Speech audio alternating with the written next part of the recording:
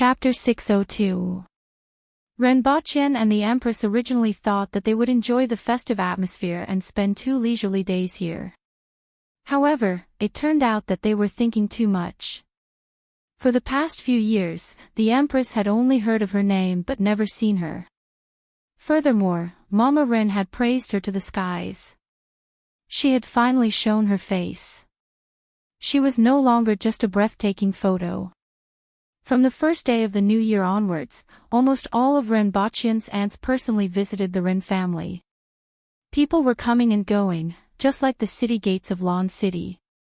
Nominally, they were here to visit. In reality, they were here to watch. In the past, they would go to his uncle's house and his 2 aunts' houses on the 4th and 5th days of the new year. Now, everything had changed. After 2 days, Renbachien couldn't take it anymore and fled with the Empress. As for the 2 winged cavalry warriors, Renbachien bought plane tickets, threw a bank card with 100,000 yuan, and gave them a stern warning before starting a brand new winged cavalry adventure. The 2 winged cavalry warriors were naturally overjoyed. They had heard those 2 fools bragging for a year, and now, it was finally their turn. They felt that they would be letting down their conscience if they didn't do something exciting. Unlike the previous 2, the goal of these 2 wasn't to return to Shanghai. Renbachien naturally didn't know what kind of trouble they would create for him. At this moment, he was squatting. After finding a place to squat, he and the Empress returned to Dao. This time, they stayed for 5 days, and there wasn't much time left. When he finished relaxing and wiped his butt with a piece of tissue, his expression changed drastically. He actually felt a meatball through the tissue, and it was very painful. Could this be the legendary hemorrhoids? Could it be that he would become a person with hemorrhoids in the future? Renbachien shuddered at the thought of such a future. Although 9 out of 10 men and 10 out of 10 women had hemorrhoids, Renbachien had always been smiling. When his college roommates used potassium permanganate to wash their buttocks every night, he always had a kind smile on his face. However, when this happened to him, he was completely dumbfounded. How did he get such a painful illness that made him feel restless and doubt his life? Who had ever seen an expert get hemorrhoids? Imagine if Qiao Feng suddenly had a hemorrhoid attack at the Virtuous Manor. Thinking back to the sword duel on Mount Hua, many experts had twisted their way up to the peak of Mount Hua with their chrysanthemums between their legs. The final battle at the peak of Mount Hua, and then, each of them had to find a place to apply hemorrhoid cream. Thinking about it, Xiao Yan covered his buttocks and said with a twisted face, "Don't bully a young man for being poor," thinking back to when Han Paopao had fought alongside Nan Gongwan in the cave against the evil flood dragon. Then, he had shouted, "Help me hold off for 5 minutes." Then, he had run behind Nan Gongwan to find a place to take off his pants and apply some hemorrhoid medicine. For example, during the final battle between Wang Chao and God, the blood in his body surged as he hammered repeatedly, causing his lower body to spurt out blood. Was the plot still watchable? Why did it become like this when it was his turn? Renbachien's heart crumbled. Ever since he put on his pants, the pain in his butthole had been continuous. When he stretched his legs and walked out of the toilet with a deathly pale face, the Empress was waiting for him in the distance. The 2 of them were in a restaurant. They originally planned to eat something, go to the toilet, and then find a place to go back. They didn't expect such a huge unforeseen event to happen. It was practically an apocalyptic disaster. "What's wrong?" the Empress asked faintly when she saw that he didn't look well. "Nothing." Renbachien's lips trembled. He couldn't possibly tell the Empress that his butthole had bloomed, right? He couldn't say it.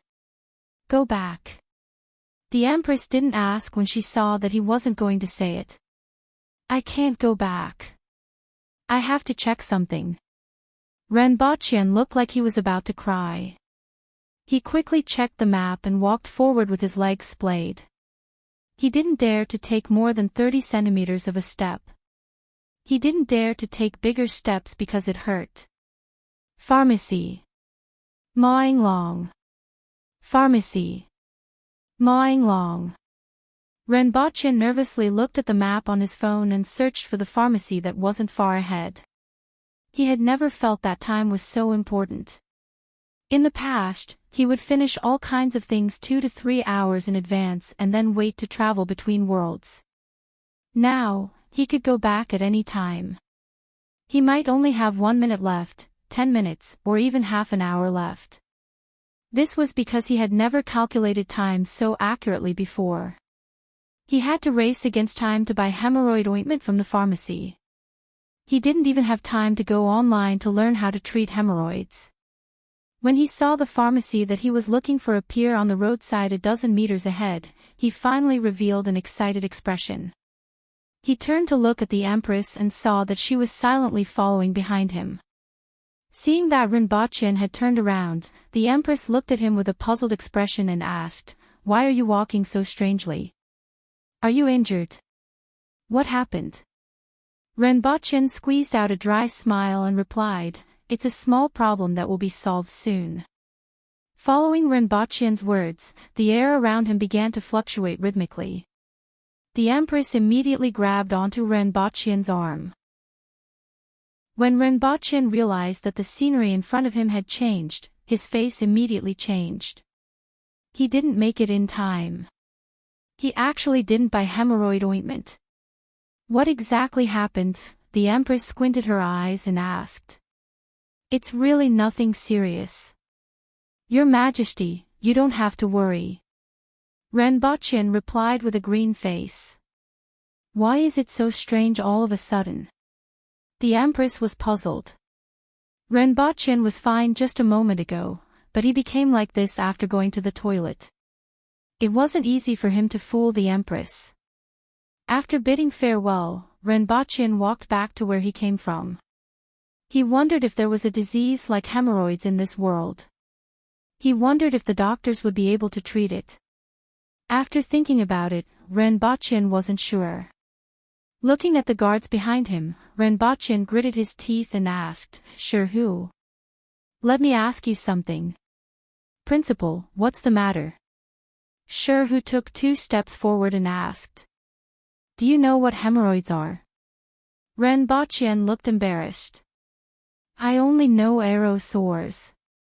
Sure whose face darkened. "Then do you know that the chrysanthemum is sick?" "What kind of flower is chrysanthemum?" "Forget it. It's fine." Renbochin sighed. When he returned to his room, he lay on the bed and started to toss and turn restlessly. It hurts. Tonight, he discovered many problems that he had never paid attention to before. For example, there were always people who said that the chrysanthemum would tighten. When would the chrysanthemum tighten? Renbochin had never paid attention to it before, but now he knew that it would happen when the chrysanthemum was loosening.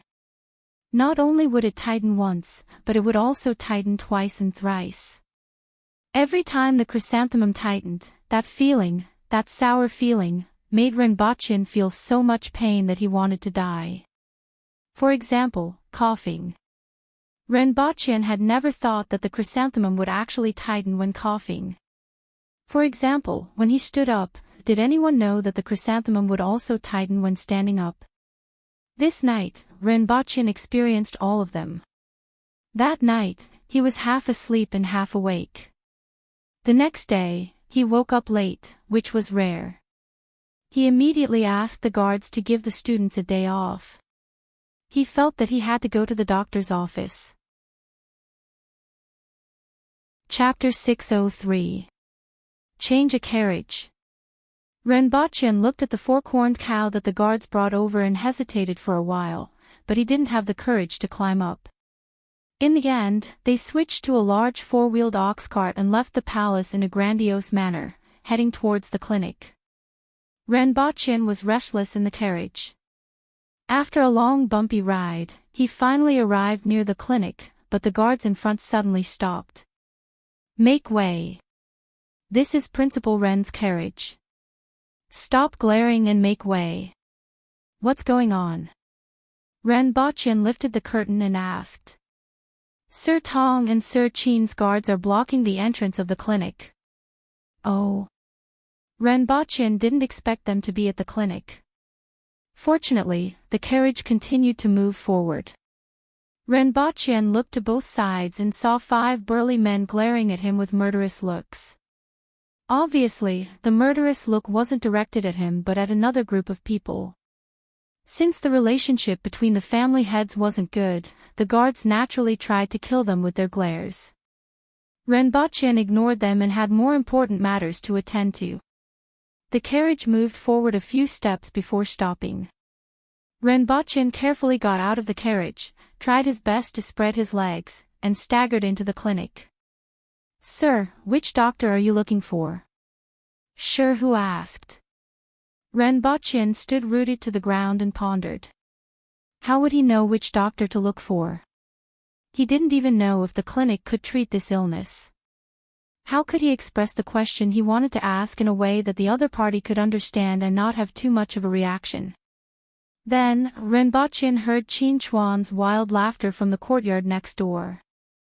"Old man, take a few steps if you have nothing to do." "I'm naturally fine." Tong Jingye snorted. "Your steps are like those of a great Xia woman. Minister Tong of the Ministry of Works." "Ha ha ha ha." Qin Chuan burst into laughter. "Humph, if you are fine, take a few steps if you have nothing to do." Tong Jingye immediately retorted. "I'm naturally fine. Take a few steps. Could it be that you're afraid? Let's go." "Why would I be afraid of an ignorant man like you?" Then, Tong Jingye laughed wildly. "Old man, your pants are wet, and you still say you are fine. Ha ha ha ha, Minister Qin of the Ministry of War is actually bleeding. This old man was only hit by 1 arrow." Qin Chuan snorted. "An arrow in the buttocks." Tong Jinye's laughter could even be heard from outside the courtyard. "Bah, how much better can you be? If you're not convinced, then let's spar." Qin Chuan said angrily. "How can you compete in your current state?" Tong Jinye continued to burst into laughter. "Let's run from here to the city gate and back." "Do you dare?" Tong Jinye pondered for a moment and said, "Why should I compete with an ignorant man like you whose pants are drenched in blood?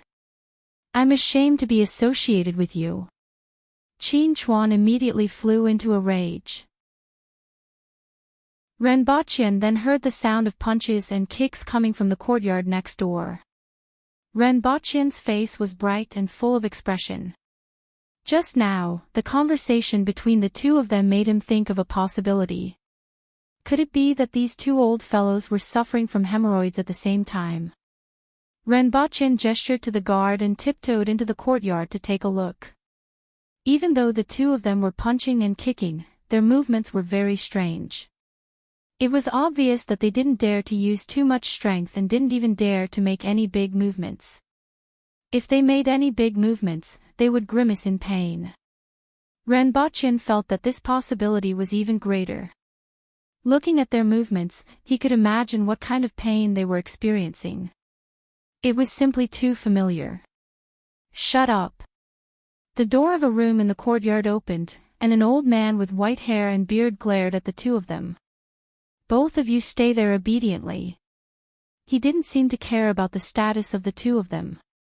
It could be said that there weren't many people in the imperial court who had a higher status than them. Tong Jinye and Qin Chuan immediately stood at the side and stared at each other, but they were very obedient. "Principal Ren, you have been watching for a long time. What are you here for?" Ren Baqian suddenly heard Qin Chuan's malicious voice. I just have nothing to do." Ren Baqian laughed and revealed himself as he strolled. Qin Chuan and Tong Jinye immediately focused their attention on Ren Baqian's movements. "Speaking of which, I haven't been to this clinic for a long time. The air here is still good." Ren Baqian laughed and turned to leave. He was afraid that these 2 old bastards would know what was wrong with him. Since they knew which courtyard it was, things would be easy. He could just come back later. "Since you are here, just wait there quietly. I don't have the mood to suffer from the same illness several times.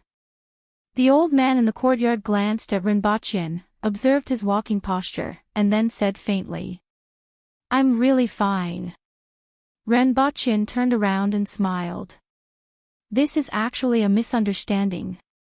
In that case, don't look for me later. I'm going out to gather herbs," the old man immediately said. Rinpoche thought about it. Was treatment more important or his reputation more important? No matter how he thought about it, he felt that his reputation was more important, but he just couldn't take a step forward. Looking at the old man's attitude toward Tong Jinye and Qin Chuan and their reactions, Rinpoche really believed that the old man wouldn't care about him. Then, the scene became the two people in the courtyard and the one at the door. The three of them stared at each other. "I didn't expect both of you to be here at the same time." Rinpoche laughed and tried to resolve the awkward atmosphere. "I also didn't expect Sir Ren to appear here." Qin Chuan's eyes were like copper bells as he laughed mischievously. He still remembered what happened last time. The thing that Rinpoche took out made him want to die for a period of time. "Sir Ren and I have always been fated. Tonight, let's go to Misty Cloud Restaurant and have 3 big bowls of wine." Tong Jinye immediately tried to rope in his comrade. "I have booked Misty Cloud Restaurant today. Old man, you should wait for me to leave before drinking the leftovers." Qin Chuan immediately turned his head and sneered. "Old man, your buttocks are still bleeding. Do you want to die Misty Cloud Restaurant with blood? I'm afraid that in the next year, all the brothels in Lon City will spread the story of the Minister of War." Tong Jinye's gaze didn't leave Qin Chuan's lower body like a knife. "It's just a small arrow wound." Qin Chuan didn't seem to care. "I wonder which expert shot your buttocks with an arrow. I have to treat him to a good drink." Tong Jinye retorted sarcastically. "If you have nothing to do, why don't you take a few steps and take a look?" Qin Chuan didn't show any mercy with his words. Rinpoche sighed and watched the two of them bickering. He felt that he was unlucky. Firstly, he was unlucky to have contracted this illness. Secondly, he was unlucky to have met these two fellows. After waiting for the time it took to drink 2 cups of tea, the door to the previous room was opened again. Shi Qing walked out with a refreshed look on his face. "So it's the 3 of you. I'll take my leave first." Shi Qing looked at the 3 of them with a strange look, cupped his fists, and walked away with a majestic gait. "The 3 of you, come in." The old man extended his head and beckoned the 3 of them in. He first reached out and pressed on each of their shoulders before slapping their buttocks. When he saw their eyebrows twitching, he immediately knew that he was right. "Take off your clothes," the old man said. "Ah." Rinpoche looked at the other 2 old men. Even though he had been to public bathhouses since he was young, he couldn't face these 2 old men openly in the same room. "The 3 of you, go inside." The old man pointed inside. Rinpoche then noticed that there were actually a few areas separated by cloth.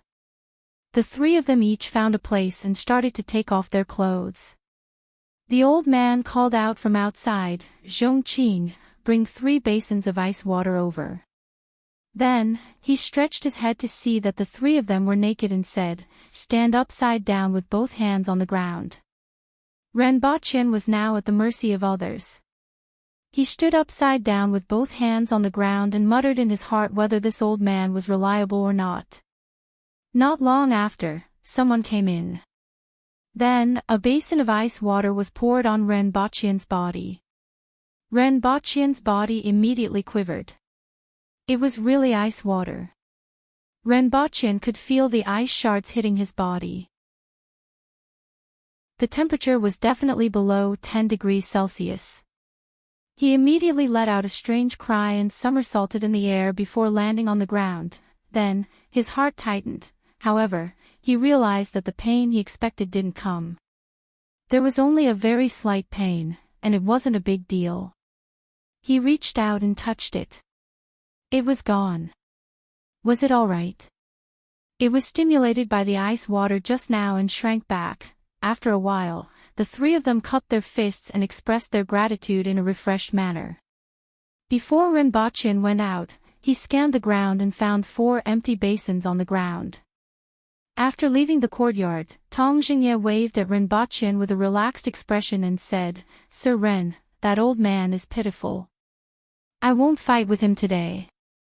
Tomorrow, I'll treat you to a meal at Yenyun restaurant." Humph. Qin Chuan walked over to Tong Jingye in high spirits and called for his followers to ride away. His wild laughter could still be heard from afar. Chapter 604. Where's Rinpoche? The Empress was bored out of her mind and went out for some fresh air. The sky had just darkened, but the palace was brightly lit. He was invited to House Yunyan by Minister Tong. "He came to inform Her Majesty just now," Hong Yuan whispered as he followed behind Rinpoche while carrying the Empress's wine pot. Oh. The Empress thought for a while. Rinpoche did come by just now, but she was watching a television drama and didn't pay much attention. After thinking for a while, the Empress said, "That old man. He brought him to House Yunyan again. Sir Ren knows his limits." Hong Yuan pursed her lips and smiled. "Men are all cats, there's no one who doesn't cheat." The Empress thought of a common saying in television dramas and blurted it out. Then, "Your Majesty, do you want to go and take a look?" Qin Yuan instigated with a mischievous smile. She actually liked the scene of the Empress tormenting Principal Ren. The Empress, who was walking out, stopped in her tracks and revealed a trace of excitement on her face. However, another saying from television dramas came to mind: "Don't push men too hard, give them some space." Then, another saying came to mind: "Don't give men the chance to cheat." After struggling for a while, the Empress smiled. Why was she thinking about this? Since when did she have to consider the thoughts of these street kids? "I'm Qi Zixiao. If anyone in this world let me down, I'll hang him on top of the city wall to dry and then suppress him in the palace square to accompany the Eru spirit." "I don't think he has the guts," the Empress said coldly. Furthermore, Rinpoche couldn't always be around her in the palace. It wasn't a bad thing for him to interact more with the people from the Ministry of Works. She still trusted Rinpoche. After finishing her sentence, the Empress turned around and walked into the palace. "I'm bored. Change into men's clothes and go to the brothel to have some fun." At this moment, Rinpoche had a strange look on his face in House Yunyan. He couldn't tell if it was playful, pitiful, or something else. The hall was full of officials from the Ministry of Works, including Feng Ho and Gui Hong. Even though they weren't unrestrained, they were still dancing like demons. Other than Rinpoche, there was no one on either side of him. He was just drinking and casually chatting with everyone about the recent developments. For example, the blast furnaces and hydraulic forging workshops on the banks of the 19 River in the south, and the promotion of crops such as potatoes and pumpkins in the coming year. He always wanted to look at the development of Dayo's agriculture and industry from a higher perspective so that he could make plans. However, the group of women who came in just now surprised him, because he saw a familiar face among them. She was a young girl in her 20s. She was 28, not 28. His appearance could be considered excellent, with fair skin and a slightly broad forehead. His appearance carried a heroic spirit. After putting on some makeup, she looked much more gentle and charming. He was dressed in the traditional aqua blue clothing of the Jing tribe. There were many flowery embroidery on his clothes, and he wore a few silver rings on his wrists. This batch of women was sent from Tianjing Basin. After Shi Huanya pacified Tianjing Basin, he selected some young women from the relatives of the prisoners and sent them to these brothels in Lan City. As for those in the house of House Yunyan, they were the best of the best. They had just been trained, and today was the first time they were sent out to receive guests. As soon as he entered the house of House Yunyan, he heard about this from Feng Ho, but he didn't pay much attention to it. It wasn't until this batch of women came in that he saw the girl among them that he was stunned for a moment and even suspected if they looked alike.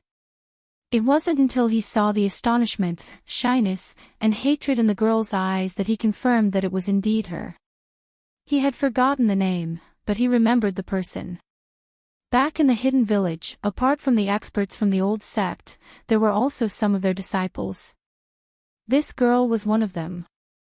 If he remembered correctly, her master was an old woman who later invited a spirit wool expert who used a paper umbrella as a weapon and executed a stunning spear attack. Ren Baqin still remembered that the expert's name was Chang Tian. After Chang Tian's death, the old woman disappeared with his corpse, and Ren Baqin had forgotten about her.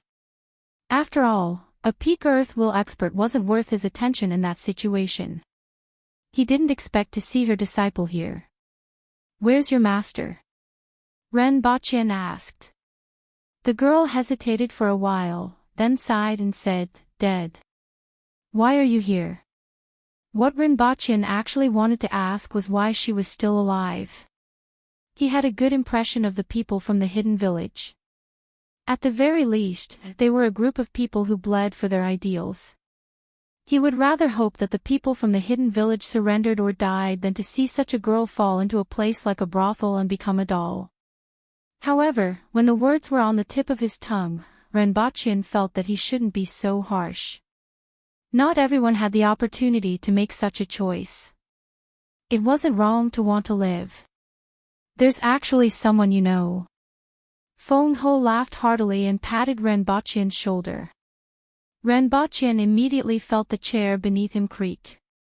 "Do you want to ask me why I didn't die with my master?" The girl raised her eyebrows as if she understood the meaning behind Ren Baqin's words.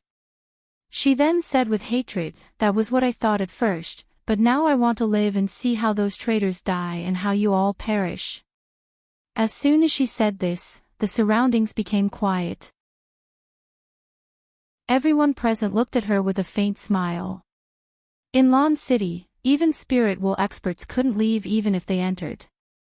Moreover, a man wool expert was no different from an ordinary child. No one cared about her. However, her thoughts determined her fate. The others who had the same status as her all distanced themselves in fear. They lowered their heads and didn't dare to say anything. "I will take her away in a while.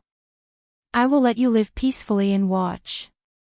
Feng Ho smiled and decided the girl's fate with one sentence. "If you want to live, you shouldn't say such words. Do you still want to die? Or is your heart wavering between living in humiliation and death? You have been trained in House Yunyan for 3 months and still haven't understood. Even after 3 months of training, you still haven't figured it out." Ren Baqin shook his head. The girl bit her lip and stared at Ren Baqin stubbornly. "Don't take her away. I will handle it." Ren Baqin turned his head and said to Feng Ho. If Feng Ho took her away, even if he didn't kill her, he wouldn't let her have an easy time. To these people, she wasn't even comparable to a doll. If her legs were to be chopped off and tied up in the courtyard, she might as well be killed. "If Her Majesty finds out, I'm afraid you will be in trouble." Feng Ho laughed. "Her Majesty won't care about such a small matter." Ren Baqin waved his hand and asked the guards to take the girl to another room. In one of the rooms, Xing Rong, who was missing an arm and an eye, was sitting. "The principal of Black Bamboo Academy, Ren Baqin, is here. This time, he wants to take away someone who seems to be an acquaintance," a man with a crippled body said from below. "He is here again." Xing Rong frowned. The last time he was here, half of House Yunyan was almost demolished. Minister Tong again. After thinking about it, only Tong Zhenye was fearless enough to invite him to the brothel. Yes. He wants the person, sure, but he has to leave the money behind. "Get someone to tell him that it's 500 taels of silver," Xing Rong said after some thought. After a while, someone came in and reported, "Just now, 3 women dressed as men came, and one of them looks like Her Majesty." Xing Rong's face darkened when he heard this. Why is Her Majesty here again? Chapter 605. Xing Rong thought for a while and said, "Regardless of whether she is Her Majesty or not, treat her as an ordinary guest." He was almost certain that the other party was Her Majesty. The last time Renbochin came to House Yunyan, it was Her Majesty who came to make trouble. This time, Renbochin was followed by a woman dressed as a man who looked like Her Majesty. There was no doubt about it. They want to go to House Yunyan. Let them go. Let them go wherever they want to go. After a while, another report came in and said, they chose the upper hall next to Minister Tong. They also want girls. Xing Rong stroked his head with his remaining hand and said, serve them good wine and food. Also, find a few girls who know etiquette and propriety. After his subordinate left, Xing Rong sighed. He was exhausted. He wasn't tired at first, but now he was. Sir, Minister Qin has brought some people to House Yunyan and wants to go to the Cloud Hall next to Minister Tong, someone reported shortly after. Xing Rong rubbed his nose. Normally, he wouldn't be willing to go because Qin Chuan and Tong Jingye would definitely fight if they met. However, it didn't matter today. There was someone more powerful upstairs. As long as he didn't anger that person, the others could do whatever they wanted. Renbochin didn't care anymore after sending someone to take the girl away. Whether she lived or died in the future, it was better than leaving her here. Even if she was killed, it would be straightforward. After all, with her identity and the things that her master had been working hard for, he didn't want to see her being treated like this here. Even though he didn't even remember her name. This matter was only a small interlude, so it naturally wouldn't be taken seriously by everyone present. Sir Ren, drink, drink. You and I are fated to meet each other at the doctor's office and have the same illness. Tong Jingye laughed and poured wine for Renbochin. Renbochin's face darkened. Could he not mention this? It was painful to think about it. Sir Tong and Sir Ren are sick. Feng Ho raised his head and asked with a smile while carrying a girl in his arms. It's nothing. It's just a small problem, Renbochin quickly replied. He was afraid of being questioned, but he couldn't say it because it was too embarrassing. Fortunately, Tong Jingye didn't seem to want to publicize this matter, so he kept quiet. Drink, drink. After 3 rounds of wine, Guihong pushed Feng Ho away and moved closer to Renbochin. Sir Ren, when are you going to take out the cotton that you mentioned previously? Dayo doesn't lack fabric to ward off the cold. Even though cotton can be woven, it's not as important as filling one's stomach. At the very least, Dayo doesn't have to worry about food before we talk about cotton. Renbochin shook his head. That's true, but Sir Ren, don't forget that even though you don't need to keep out the cold, it's still very hot to wear a leather coat. Many people have heat rashes, especially the Aborigines. If they could have cheap cloth, that would be great, and it would also be of great benefit to the common people. A few days ago, the potatoes, pumpkins, and sweet potatoes were also harvested. Today was the 3rd harvest, and the total harvest of the 3 was more than 10 million caddies. Right now, they are being transported everywhere. This old man has already given the order that every city must plant the crops according to the requirements. Once the crops are harvested, it will be 100 times, 1,000 times more. This plant could be planted 3 times a year. Even if a portion of it was used for food and the rest was distributed to be planted, there would be no need to worry about food shortage after a year. Sir Ren can take out the cotton for breeding and cultivation first. Guihong explained to Renbochin clearly. He had all these things in mind, and he had finally caught Renbochin. If that's the case, wait for a few days. I will bring the cotton seeds and the planting method over, Renbochin said after some thought. What about the method of making wine? After Renbochin finished speaking, Tong Jingye immediately put his arm around Renbochin's shoulder and almost pulled him into his embrace. Renbochin quickly shrunk back and escaped. Don't think about the method of making wine for now. It won't be too late to talk about it when the imperial family has enough food to make wine it will, Renbochin immediately said. That ballista made of springs last time isn't bad either. Feng Ho looked over. Renbochin's face darkened. It wasn't easy to drink with them. Don't even think about it. Even if I told you, you wouldn't be able to make it, and even if you did, you wouldn't be able to use it. Moreover, the front line is doing well now.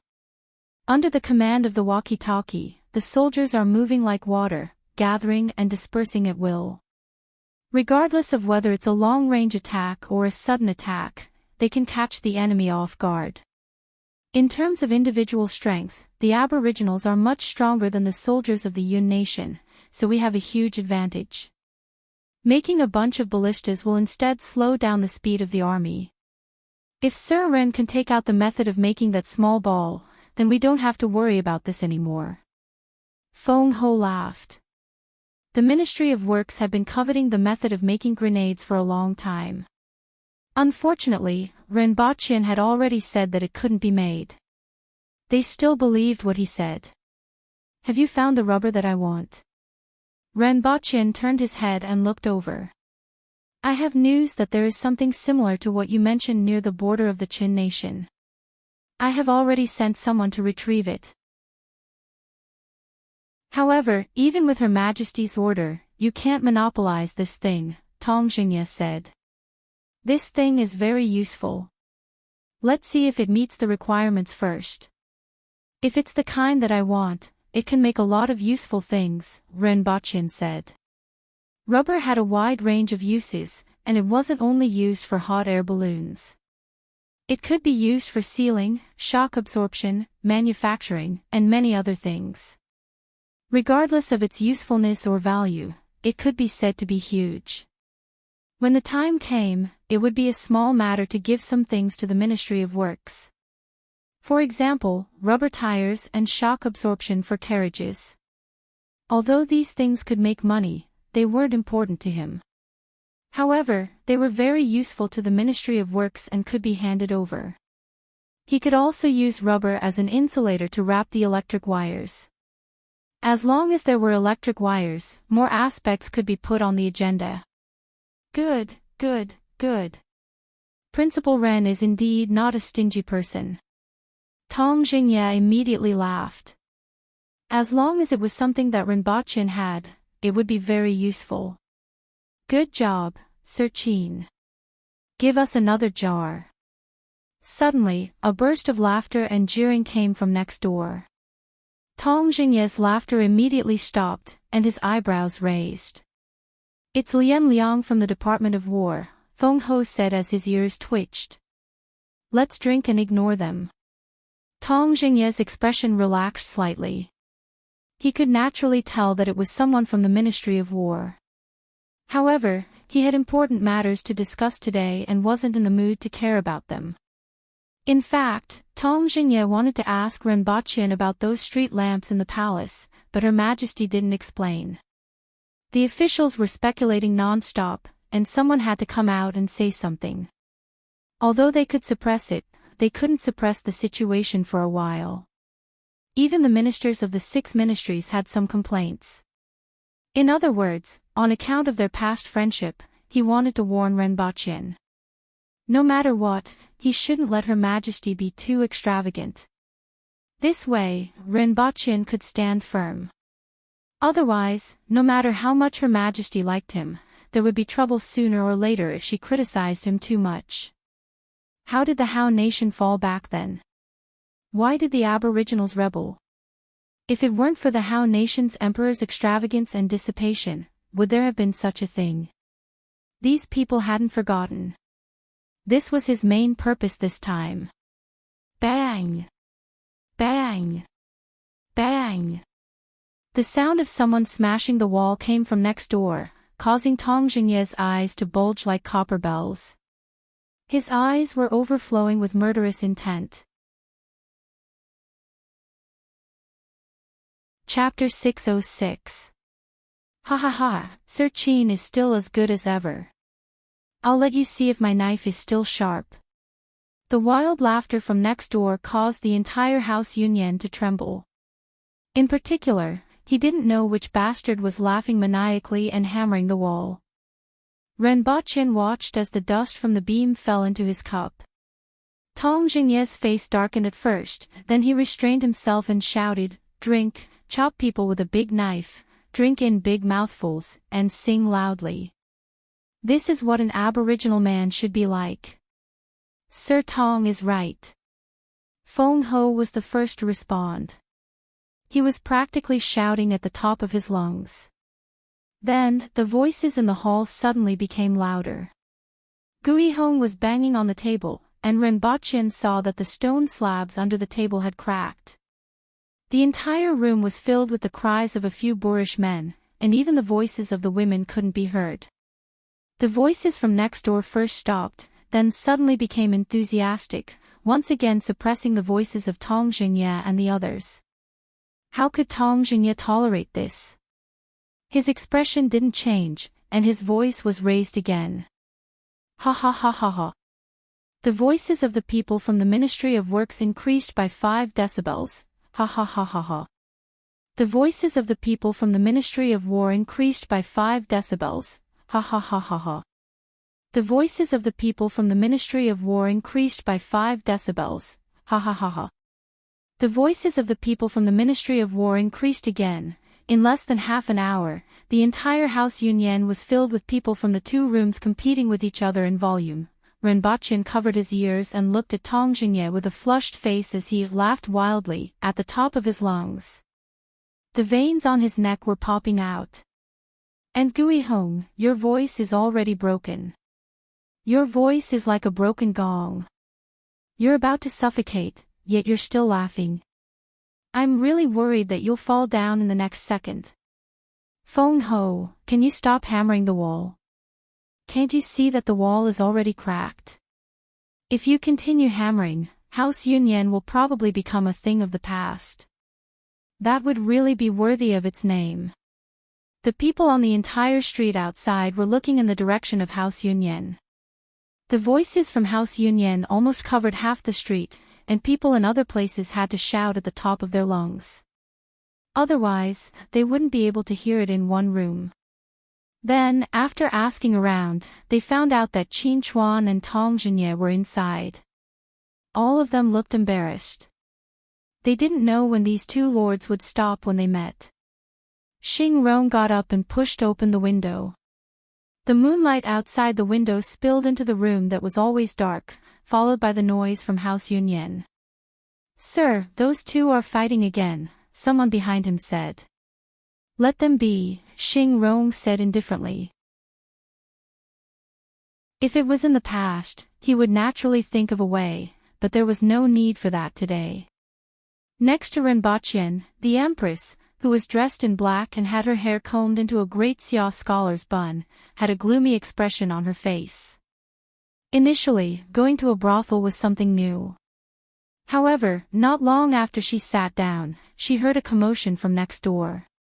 Then, the commotion got louder and louder. Both parties seemed to be competing to see who had the loudest voice. It was simply demonic, causing the corners of her eyes to twitch. Subconsciously, she grabbed the table with her fingers and sent sawdust flying. She couldn't wait to jump out and give each of them a kick. However, after thinking that she was seeking pleasure and visiting incognito, the Empress endured it. However, her expression remained very ugly. Beside the Empress, there were 2 smiling ladies with outstanding temperaments accompanying her. However, the 2 of them couldn't smile anymore. They wanted to cover their ears a few times, but they didn't dare to. Not far from the Empress, Qing Yuan and Hong Yuan, who were dressed up as charming young men, had been taking advantage of the young lady beside them ever since they entered the room. That young lady didn't seem to mind. Instead, her eyes were filled with amusement. Even without a discerning eye, one could tell that these three charming young men were women dressed up as men. In Lawn City, when one opened the window and looked into the room, one would see burly men everywhere. Where did these three charming young men come from? In particular, these two smelled of cosmetics. At this moment, Qing Yuan stopped her groping, turned to the Empress, and said, "Young master, it's too noisy." The Empress raised her eyebrows and used her eyes to ask, "What are you talking about?" Qing Yuan replied, "It's too noisy." The Empress replied, "I can't hear you." Hong Yuan looked at the two of them and asked, "What are you talking about?" The Empress and Qing Yuan looked at Hong Yuan and used their eyes to ask, "What did you say?" Boom! The wall that had been continuously destroyed by Feng Ho was finally broken. The people at the two tables in the two halls looked at each other. "So, it's the old man here," Tong Zhengye and Qin Chuan said in unison. "Old man, who are you talking about?" Tong Zhengye repeated the same trick. "Old man, you." As usual, Qin Chuan stepped into the same pit. "I was wondering why it's so smelly today." "Old man, are you here to stain House Yunyan with blood?" Tong Zhengye laughed wildly. One had to hit someone's face and scold someone's shortcomings. "It's better than a woman like you who walks with your buttocks between your legs." Qin Chuan stood up and looked at Tong Zhengye. "Come here, I'll let you see who's the woman." "Why, do you want to try the sharpness of my knife again?" "Good, good, good. It just so happens that I've made some progress recently and want to see if you have made any progress." Tong Zhengye slammed the table in front of him, which immediately shattered. Before Tong Zhengye raised his hand, Renbachien snatched a plate of peanut-like dried fruits and hid in a corner, eating peanuts while waiting to watch the show. As for the others, they stared at each other and used their gazes to kill each other. Whenever Tong Zhengye and Qin Chuan met, they would act like this. It was as if they were fighting cocks, and the relationship between the two departments wasn't good. "Come, I'm afraid of breaking things if we fight here. Let's go to the roof and have a spar." Tong Zhengye ignored the smashed walls and tables and forgot what he wanted to say to Renbachien. He and Qin Chuan ran to the roof to fight. After the two of them left, the others followed them to the roof. Renbachien looked left and right, then out of the window. It was 3 stories high, and there was no place for him to stand on. He couldn't go up. To be a spectator, one had to be skilled. Otherwise, they wouldn't even have a chance to watch. "Sure who?" Renbachien shouted. Sure who was waiting outside, immediately came in, carried Renbachien to the roof, and put him down. Renbachien's drunkenness was blown away by the wind, and he felt even more dizzy. The so-called feeling of sobering up after being blown away by the wind was nonsense. There was a saying that went, "You'll faint when you see the wind." Renbachien shook his head. Just as he composed himself and tried to find where the two of them were, he heard a loud boom. The two of them broke the roof and fought to the ground below. Swoosh, swoosh, swoosh. A group of figures flashed past. Renbachien and Sure, who were the only ones left on the roof, enjoying the cold wind with the plate of peanuts in his arms. Awkward, he had just come up, but the other party had already gone down.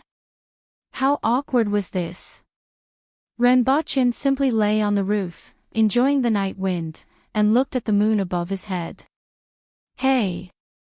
Sure, don't you think that thing on the big moon looks like an eye?" Renbachien asked drunkenly after looking at it for a long time. At this time, there was a red moon and a much smaller moon hanging high in the sky. In the center of the red moon, there was something that looked like an eye, as if it was watching everyone who was looking at the sky. However, this wasn't something that could be seen all the time. The last time Renbachien saw it was a long time ago, and he had forgotten about it after not seeing it again. Now, he suddenly saw it again on this night. Boom! Boom! Tong Jingya and Qin Chuan suddenly flew out of the House Yunyan and disappeared into the night. The entire House Yunyan was shaking and creaking as if it was about to collapse. "Sir, be careful." Shi Hu's expression suddenly changed. He grabbed Ren Baqian and was about to run. Boom! Crash! House Yunyan let out a creaking sound that made people's teeth ache and suddenly collapsed. After a cloud of dust, the people from the Ministry of Works and the Ministry of War landed in the courtyard obediently. "Your Majesty." Just now, when Tong Jingya and Qin Chuan were fighting, they broke through the wall and went into another hall. When they saw the few people in the hall, everyone was dumbfounded.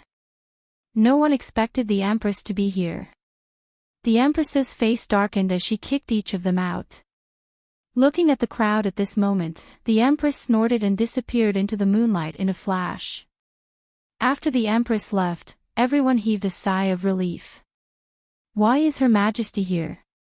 Feng Ho sighed. "To catch an adulterous couple." Gui Hong hit the nail on the head. "Where's Principal Ren?" "I didn't see him." "Don't tell me he saw Her Majesty hiding." "Pfft. I'm here." Ren Baqian crawled out of the ruins with his face covered in dirt. It was still the same room. "Sir, House Yunyan has collapsed. Send the bill to the Tong and Qin residences tomorrow." It was Her Majesty who demolished it. "Send the bill to the Tong and Qin residences tomorrow." "Got it." After his subordinates retreated, Xing Rong sighed and felt tired. He would have rather been wielding a knife and chopping people in the Protectorate of the North. Unfortunately, Xing Rong touched his remaining eye and looked at his only hand, which was missing 2 fingers. Chapter 607. I heard that you asked for a woman from a brothel. Do you want to learn how to keep a mistress in your house? The Empress asked casually the next day. Your Majesty is well informed. Ren Baqian gave her a thumbs up and praised her. The Empress glanced at him. How was this well informed? The people from the hidden village felt that she shouldn't be in a place like a brothel. I sent someone to send her to Qin Yun's sword. That's why I said that you are keeping a mistress in your house. You deliberately sent her to a place that's neither too far nor too close, and I can't be bothered with her, the Empress said. Ren Baqian didn't know whether to laugh or cry. Your Majesty, you have been watching too much television. She was buried in House Yunyan last night. There are several wounds on her face, and I'm afraid that she is disfigured.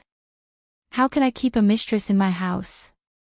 You still can't forget her even though she is disfigured. I didn't misjudge you.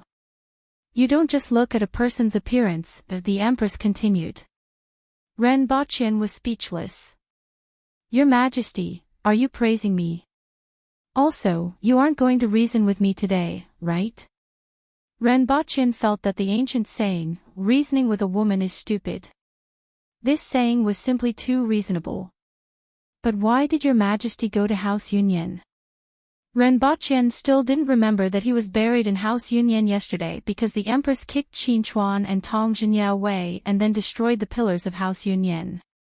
I want to know why that place is so attractive to you, the Empress said casually. How is it attractive? I was just accompanying Minister Tong to drink and chat. However, I'm curious, what conclusion did your Majesty reach? New people are better than old clothes. The Empress sighed softly. Ren Baqian immediately felt embarrassed. Your Majesty, you are indeed here to find trouble today. Also, is it appropriate to say such words with such a cold and aloof face? Your Majesty, even if you want to pretend to be a resentful woman, you don't look like one. He immediately cautiously said, Your Majesty, let's watch less television in the future and deal more with court affairs. The Empress immediately raised her eyebrows and squinted at him. You will get beaten up. Your Majesty, violence can't solve any problems. Ren Baqian said righteously. But it can solve the problem of the person. The Empress sneered. Renbocchen thought about it and sighed. Your Majesty, you are right. The Water Empress was satisfied. She glanced at him and said softly, if you can defeat me, I will listen to you. Then, he became cold again. But you can't beat me, so listen to me. Renbocchen, what can I say? Your Majesty is far-sighted and wise. You can see through the surface and see the core.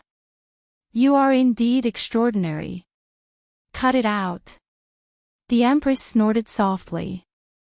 It was quite fun to bully Renbocchen when he had nothing to do. Then, he got down to business. The auxiliary troops have already started to head back and have just left the Yun nation. This time, they brought back a lot of things they had plundered from various cities. There was also a batch of captives, about 100,000 people. It is estimated that we will reach Lan City in a month. Renbochen's spirits were lifted. The Aboriginals weren't like the other nations or ancient China. They didn't have auxiliary armies. The auxiliary army that the Empress mentioned was the militia. Previously, many militias were transferred from various cities to the Yun nation to transport the looted supplies after the city was breached. These supplies were used to transfuse Dao's blood with Dao. These were the supplies that were being transported this time. At the same time, the large batch of captives was also very important, especially for the expansion of the cement and brick factories, as well as the construction of roads. I will discuss this with Sir Tong. Go and meet Tu Wan. The provisions that these people need will also have to be transported from the Ministry of Revenue, the Empress said. Understood. Renbocchen nodded. In the past, the Empress would directly issue orders for such matters, but now, she was letting Renbocchen coordinate it himself. This was probably a change. Although it seemed more troublesome, it also meant that Renbocchen wasn't completely relying on the Empress anymore. That day, Renbocchen wasn't in a hurry to do anything and first went back to Earth. The others were in the villa, and only the 2 winged cavalry warriors hadn't returned yet. It had been 12 days, and even the Lantern Festival was almost over. There were still no traces of these 2 people. Renbocchen called Yang Sen and calmly asked, Minister Yang, 2 of my subordinates have gone missing. Have you found them? Yang Sen had been waiting for this call, but he almost vomited blood when he heard the content of the call. Your subordinates are missing. Have we found them? Who would dare to find your bear-like subordinates? Also, why did you look for us first when you lost your subordinates? Why do you lose your subordinates every year? Do you think this is a kindergarten? Yang Sen gritted his teeth and asked. Ha ha ha, I'm just afraid of causing you trouble. Renbocchen laughed. If you don't want to cause us trouble, don't let your people run around. Yang Sen gulped down his tea on the other end of the call. After the call, Renbocchen was a little speechless. The last time, the 2 winged cavalry warriors went to Third Fatty's place. This time, the 2 winged cavalry warriors seemed to have studied the route in advance. They actually followed the previous route and ran all the way to Nan Dynasty. Then, there was still chaos along the way. The last time, the 2 winged cavalry warriors destroyed a few drug dens and baths, causing the entire city to be wiped out by the police. Those who were lucky enough to escape weren't able to escape this time. After being tossed around by the winged cavalry and then being wiped out by the police, the 3 cities along the route were really cleaned up. When Renbocchen made the call, Yang Sen was also having a headache because the 2 winged cavalry warriors were wanted by the police in Nan Dynasty and were on the run. Even if Renbocchen didn't make the call, Yang Sen had to find a way to get these 2 people back. The nation would never allow them to fall into foreign hands. After all, the stakes were too high. Even a little bit of information would be a huge loss. However, these 2 people weren't dolls and wouldn't be manipulated by others. The personnel outside tried to contact them several times, but they couldn't even touch their shadows. With the strength of the winged cavalry warriors and their understanding of Earth over the past year, it was like fish in the sea when they were scattered into the city. It was really too difficult to catch them. As a last resort, Renbochin sent 2 more people to Yongsen to help bring the 2 people back. Renbochin personally sent the 2 winged cavalry warriors to the Messier 87 department and replaced them with 2 more. Of course, he couldn't let go of such an opportunity to go out and broaden his horizons. Renbochin tried his best to let each of the winged cavalry warriors have a better understanding of Earth. If they were still at the novice learning stage in the past, they should be out of the novice village now. Director Yang, I'll have to trouble you this time. These 2 people will follow you. With them around, you should be able to find those 2 people, Renbochin said as he brought the 2 people to the Messier 87 department. He was very confident that these winged cavalry warriors had lived together for a long time and had a good understanding of other people's thoughts and habits. Furthermore, these 2 were good at tracking in the mountains. Although the mountains weren't quite the same as the cities, there were certain similarities. Xiongzhan. Xionging. Renbochin said. Lady boss, what's the matter? The 2 men, who were 1.8 meters tall and weighed more than 150 kilograms, had ferocious faces, but looked somewhat similar, and were laughing and joking. The next second, Renbochin's foot landed on their legs. It's second boss. Do whatever others say these days. Don't get into trouble and bring those 2 bastards back. Renbochin said. Although he knew that these 2 definitely wouldn't behave themselves, he still had to put on an act. Chapter 608. We'll set off tomorrow morning. I'll arrange a room for you to rest later. If you have any requests, feel free to let me know. After Renbochin left, Yongsen looked at the 2 burly men in front of him. Even though this wasn't his first time seeing them, Yongsen could still feel the pressure from them. It wasn't because of their identities, but because of their strength. Just like ordinary people facing tigers and other wild beasts at close range, they would always be somewhat frightened. However, Yongsen concealed it very well, and no one could see it. Can I let you know if I have any requests? Xiongzhan looked down at Yongsen, who was sitting behind the table. Yes, as long as it's within my capabilities. Yongsen smiled.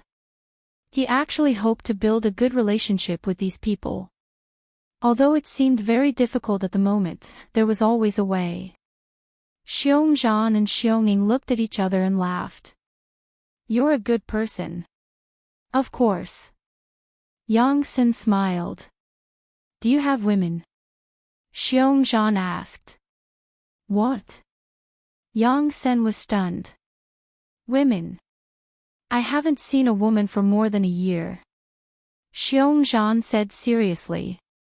Yongsen's face darkened. You're really impolite. I really don't have that. Not even a woman. Xiongzhan and Xionging were a little disappointed. Yongsen's face darkened even more. What do you think I am? A pimp? I'm a civil servant after all.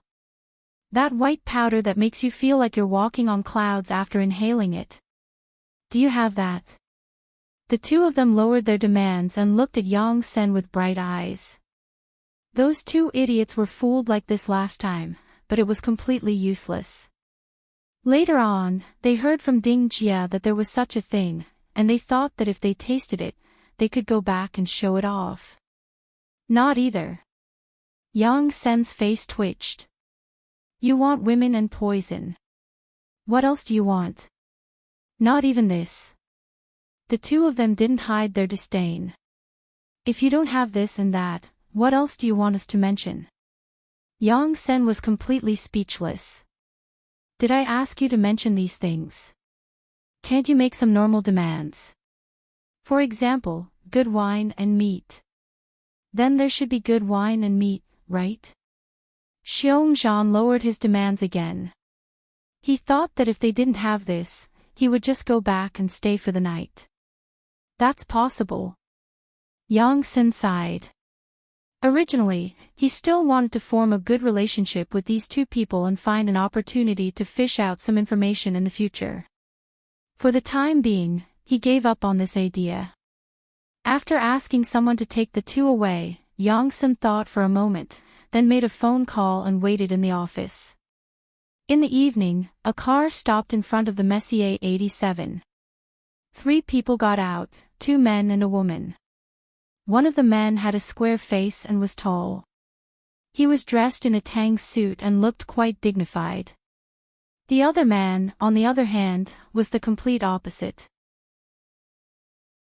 He was thin, with a protruding mouth and monkey cheeks.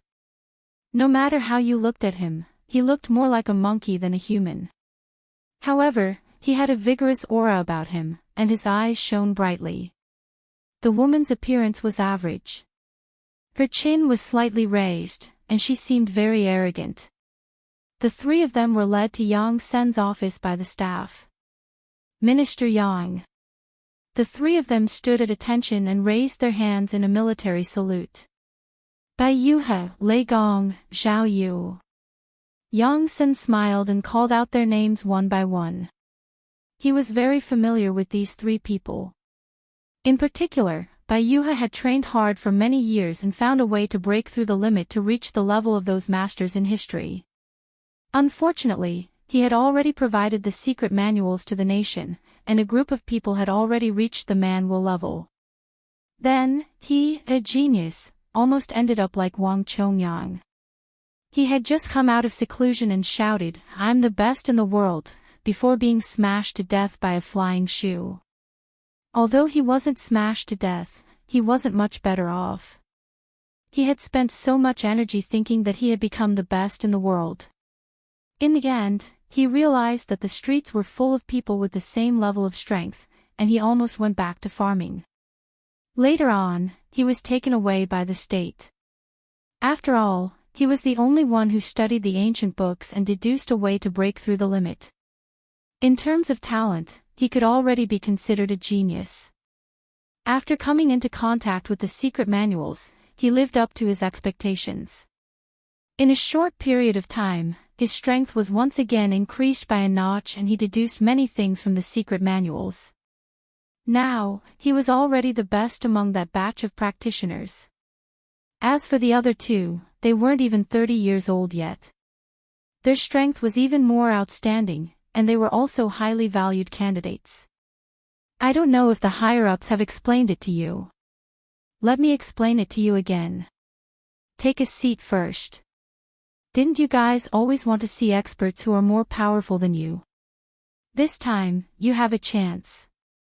Yang Sen's words made the eyes of the 3 of them light up. But, don't provoke them, Yang Sen quickly said. How could that be?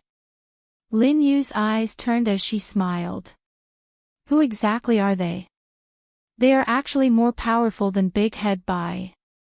I want to see. Bai Yuhe wasn't angry when he was called Big Head Bai. His face was calm as he waited for Yang Sen's reply. They come from the same source as your secret manuals. They come from a secret place. Yang Sen warned, don't provoke them. You guys aren't on the same level as them. Furthermore, they are very murderous and have a special status. If you guys have a conflict with them, it will be very difficult for me to protect you. It's not that I can't protect you, but it's too late. Based on my observation, they are different from you guys. They don't have many restrictions and have a lawless temperament. Before I want to protect you guys will die. So powerful. Bai Yuhe was astonished. More powerful than you think. Do you remember how the levels are divided? Man wheel, earth wheel, and spirit wheel. This is how they divide them. The secret manuals that you guys have learned are also divided like this. According to the division, you guys are all man will experts, and these 2 are earth will experts. Are there really earth will experts? Bai Yuhe looked solemn. Otherwise, where did those secret manuals come from? Yang Sen asked. Seeing that they were about to ask, he waved his hand and said, "Don't ask too much. When the opportunity is right in the future, you guys will know. Remember, everything related to them is confidential. In the future, besides reporting to me and Lieutenant General Shen Ning, you guys are not allowed to divulge anything. Otherwise, you will be punished according to the crime of divulging important national secrets." The three of them were awed after hearing this. Yang Sen then took out 3 books and handed them over. "These are the things that you need to take note of for this mission. Go back and take a look. Now, I will bring you guys to meet these people." The 3 of them looked at each other with excitement in their eyes. "Remember, don't provoke them," Yang Sen warned again. Among the 3 of them, Bai Yuhe was fine, but Lei Gong and Zhao Yu were troublemakers in the base. It was fine to cause trouble in the base, but if they were to look for trouble now, they would die.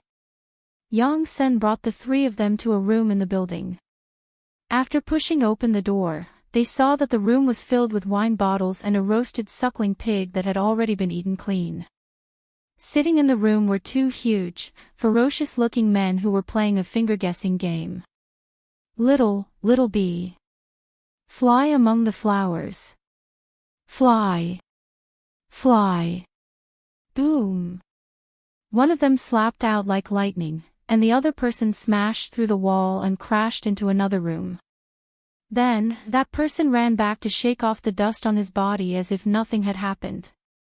The 2 of them continued, little bee. Fly among the flowers. Fly. Boom. This time, the other person was sent flying. This time, he flew even further away. The sound of the slap on the face was simply painful. The 4 people at the door stood there with an embarrassed look on their faces. Looking at the walls on both sides, they had long been removed. The walls of the rooms next to each other had also been removed. At a glance, they could see 3 or 4 rooms. Chapter 609. One look was enough to tell how strong these 2 people were. Although they couldn't see the bottom, they knew they were definitely stronger than them. And they were several stories taller than the building. With that speed, a slap would be as fast as lightning.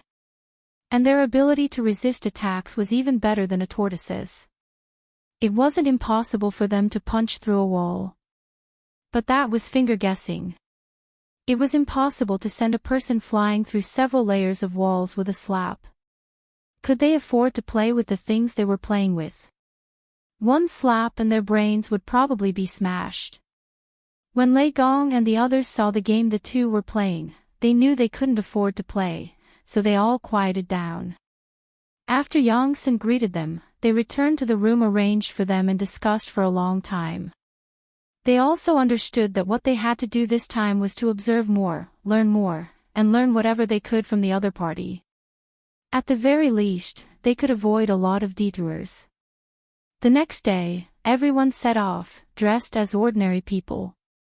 This time, they were going to find the 2 people, so they tried not to attract attention. But with Xiongzhan and Xionging, it was hard not to attract attention. The 2 of them were like fireflies in the dark, or a pile of shit on the road. It was hard not to see them. At the airport, a girl in her early 20s curiously sized up the 2 of them. As a result, when Xiongzhan looked over, she was shocked and quickly grabbed her male companion's hand. Oppa! The man looked at Xiongzhan and Xionging, then quickly pulled the girl away. That sissy is her father, Xiongzhan said with a serious face. I heard it too. It doesn't look like it. They look about the same age. Xionging glanced at the 2 of them. Maybe he ate a treasure like the jade embryo, Xiongzhan continued. Then what are we waiting for? Snatch it. When we go back and present it to Her Majesty, we'll be promoted by at least 3 ranks. Xionging looked eager. There's no hurry, Xiongzhan said. We don't know if there are any left, and there are many people here. I heard them say that the people here are on the same plane as us. When we get there, we'll catch up and interrogate them, Xiongzhan said. The two of them looked at each other and immediately had a plan. If it was something else, the two of them could listen to the lady boss and not cause any trouble. However, if it was a treasure like the jade embryo, then he would have to make a move. The lady boss and His Majesty would not blame the two of them. Both of them had their own thoughts. Even the excitement of flying for the first time had disappeared without a trace. When they got out of the airport, Bai Yuhe and the others were not paying attention, and the two of them disappeared without a trace. When they turned around and found that the two people behind them were gone, and then there was no one around them, the three of them were all stunned. Even the accompanying translator was stunned. At the same time, 4 people appeared at a certain security staircase in the airport. Among them were 2 bear-like men and a man and woman who had already fainted. First, War Bear gave each of them a slap, and the two of them immediately woke up. Seeing the 2 humanoid beasts in front of him, he immediately screamed. War Bear revealed a mouthful of snow-white teeth as he smiled at the two of them. Next, he smashed his fist against the wall. Cracks instantly covered the surface of the wall, nearly creating a hole.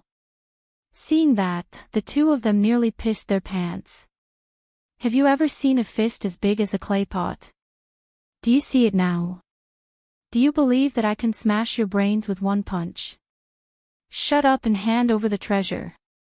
The two of them knew a little Chinese.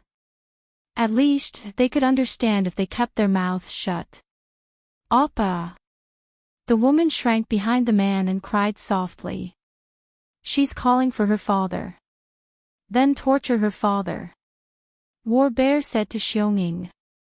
Then, he narrowed his eyes. Someone's coming. Knock them out. One of them had just pushed open the security door when he saw a bear with a raised paw in front of him. Then, he fainted. 3 minutes later, War Bear asked, "What are they talking about?" "I'll bring those people over." "I think they can understand," Xionging said. At this moment, Bai Yuhe and the others were going crazy. They had lost these 2 people before they even left the airport. When Xionging appeared, he was discovered by the 3 of them. 5 minutes later, the 4 of them who understood the situation looked at the man and woman in the corner. They didn't know what expression to show. They were cursing in their hearts, but they didn't dare to say anything. War Bear was also slightly embarrassed. "Is that so? I thought this man was her father." She kept calling him father. "Look at how young her father is." The 4 of them had bright expressions on their faces, but their hearts were in turmoil. Where did these 2 people come from? What is the jade embryo that they are talking about? Is there really such a thing as a treasure that can keep one young forever? When Renbachian returned to Dayo, he watched the students study the steam engine and train engine every day. After more than a month, it finally looked like a tractor. In addition, he went to the Ministry of Works to discuss with Tong Zhenya about the arrangements for the captives. First was the expansion of the cement and brick factories and the construction of 20 new ones. Next was the construction of a cement road from Lon City to the Protectorate of the Northeast. With the cement road and rubber tires, the transportation speed would be greatly increased in a short period of time. Compared to the current dirt road that would be full of mud when it rained, the transportation speed would be 2 to 3 times faster. Furthermore, the target of the cement road wasn't just the Protectorate of the Northeast. In Renbachian's vision, the 4 protectorates of the North, South, East, and West would be connected, and even to the 60,000 mountains. Renbachian called this plan the 10-year route plan. As for the progress, it would depend on the number of captives. If there were millions of people and the output of the cement and brick factories could keep up, it would probably be possible to connect 5 protectorates within 5 years. Even Tong Jinya and Tu Wan could see the importance of this plan, which was naturally one of the most important tasks in the next few years. Therefore, the journey was smooth. Even if the Ministry of Revenue had to grit their teeth, they would squeeze out the rations that these people needed. Everyone was more optimistic about the rations. Although it was still a little tight now, in another year, the output of the crops that Rinpoche brought would be able to support the large-scale construction of Dayo using the captives. During this period, he returned to Earth once and found that the winged cavalry warriors had returned safely, so he didn't ask too much. He had no idea how much trouble these people had caused and how they went to rob. If he knew, he would definitely tell them how important it was to know a foreign language. Dayo was approaching the new year. After the Empress's birthday celebration, Lon City became lively again. The residences of the officials also began to be decorated. They took out the skeletons that they had treasured and hung them on the walls. There were rows of eerie white skeletons hanging outside the walls of every house. There were humans and beasts, and they all felt that they were good opponents or prey. Whenever the wind blew, the entire Beihong district would be filled with the sound of bones rattling and a chilly wind. Especially at night, the thought of a street full of bones colliding with each other in the wind was simply like a ghost. Chapter 610. 5 days before the new year. Teacher, teacher, we have succeeded. It's moving. It's moving. Rinpoche was sitting in his room when he heard the shouts of the students coming from outside the window. Rinpoche closed the book in his hand. He had been paying attention to the progress of these students and initially thought that it would be faster. They only needed to adjust the connecting rod of the steam engine and install the wheels. He didn't expect that it would take nearly 2 months to succeed. There was a saying that there was strength in numbers, and the Aboriginals were indeed very powerful. However, they were very slow on this matter. However, among so many students, there were quite a few who were holding them back, such as Tong Lan. If they were excluded, they would probably be able to succeed half a month earlier. Rinpoche could hear the cheers of many students coming from the backyard while he was still in his room. He strolled over with his hands behind his back and saw dozens of people surrounding a huge tractor. Well, it was really a tractor. Its overall appearance was very similar to the tractors that Rinpoche had seen when he was young, but it was cruder and simpler. The cylindrical steam engine was at the front with an exhaust pipe on top. At the back was an empty iron plate piled with coal. A man stood on top of it, continuously adding coal to the furnace in front. The furnace heated up the water tank, and the steam was continuously sent to the cylinder in front through the connecting pipe above. At the same time, these students also made use of the characteristics of the conversion between water and steam to make a guide pipe below the steam cylinder. The cooled water could be sent back to the water tank through the guide pipe below. As for the bottom, there were 2 large flywheels and 6 gradually shrinking flywheels. They were no longer connected by animal tendons, but by metal connecting rods. When Rinpoche arrived, Du Laolu was bare-chested and covered in dust as he added coal to the furnace. It's moving, it's moving. Many students were cheering. After so long, we have finally succeeded in making a steam car that can move without manual labor. Regardless of whether it was Shurgan, who had the best grades, the worst students, or the commoners, they were all excited at this moment.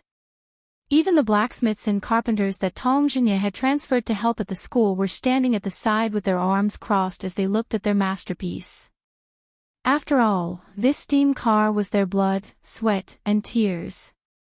Get out of the way, get out of the way. The car is going to speed up. Du Laolu shouted at the crowd in front of him as he continuously added coal to the furnace. At the same time, he laughed maniacally in excitement. This is the first steam-powered car since the beginning of the world. Of course, I have to drive it. Ha ha ha ha. Fool. Tong Lan, who was sitting on a rock outside the crowd, curled her lips when she heard Du Laolu's laughter. This thing can't be turned. Renbachchen, who had just arrived, heard Tong Lan's muttering. Then, he looked at Du Laolu, who was standing on the steam locomotive in high spirits, and immediately revealed a look of sympathy. You caused the first traffic accident of the first steam-powered car since the beginning of the world. As the students gave way, the steam car began to accelerate. As the steam car moved forward, mud flew behind it. The wheels of the steam car left 2 trenches in the ground. Then, the speed of the steam car began to increase. From a walking speed to a jogging speed, it crashed into the opposite courtyard wall. How could this thing turn? Giddy up. Seeing that the steam car had crashed into the wall, Du Laolu suddenly thought of this. He wanted to pull the reins, but he couldn't find them. In his anxiety, he even shouted, "Giddy up!" However, the steam car didn't budge and continued to crash into the courtyard wall. The sound of bricks collapsing could be heard as the steam car crashed into the courtyard wall and continued to move forward. The academy was located to the east of the palace and north of the Beihong district. There weren't many people in this area, and only a few imperial guards who passed by stopped in their tracks to look at the strange thing that had crashed out of the academy. It crossed the road and crashed into the courtyard wall of Great Elder Shi Qing's residence. The courtyard wall of Shi Qing's residence was made of rocks and was much sturdier than the academy's walls. The steam car, which was the result of the painstaking efforts of many students, made a loud crash when it crashed into the courtyard wall of Shi Qing's residence. There was a small dent in the wall, but it didn't break through. It was as if Shi Qing had poked a hornet's nest.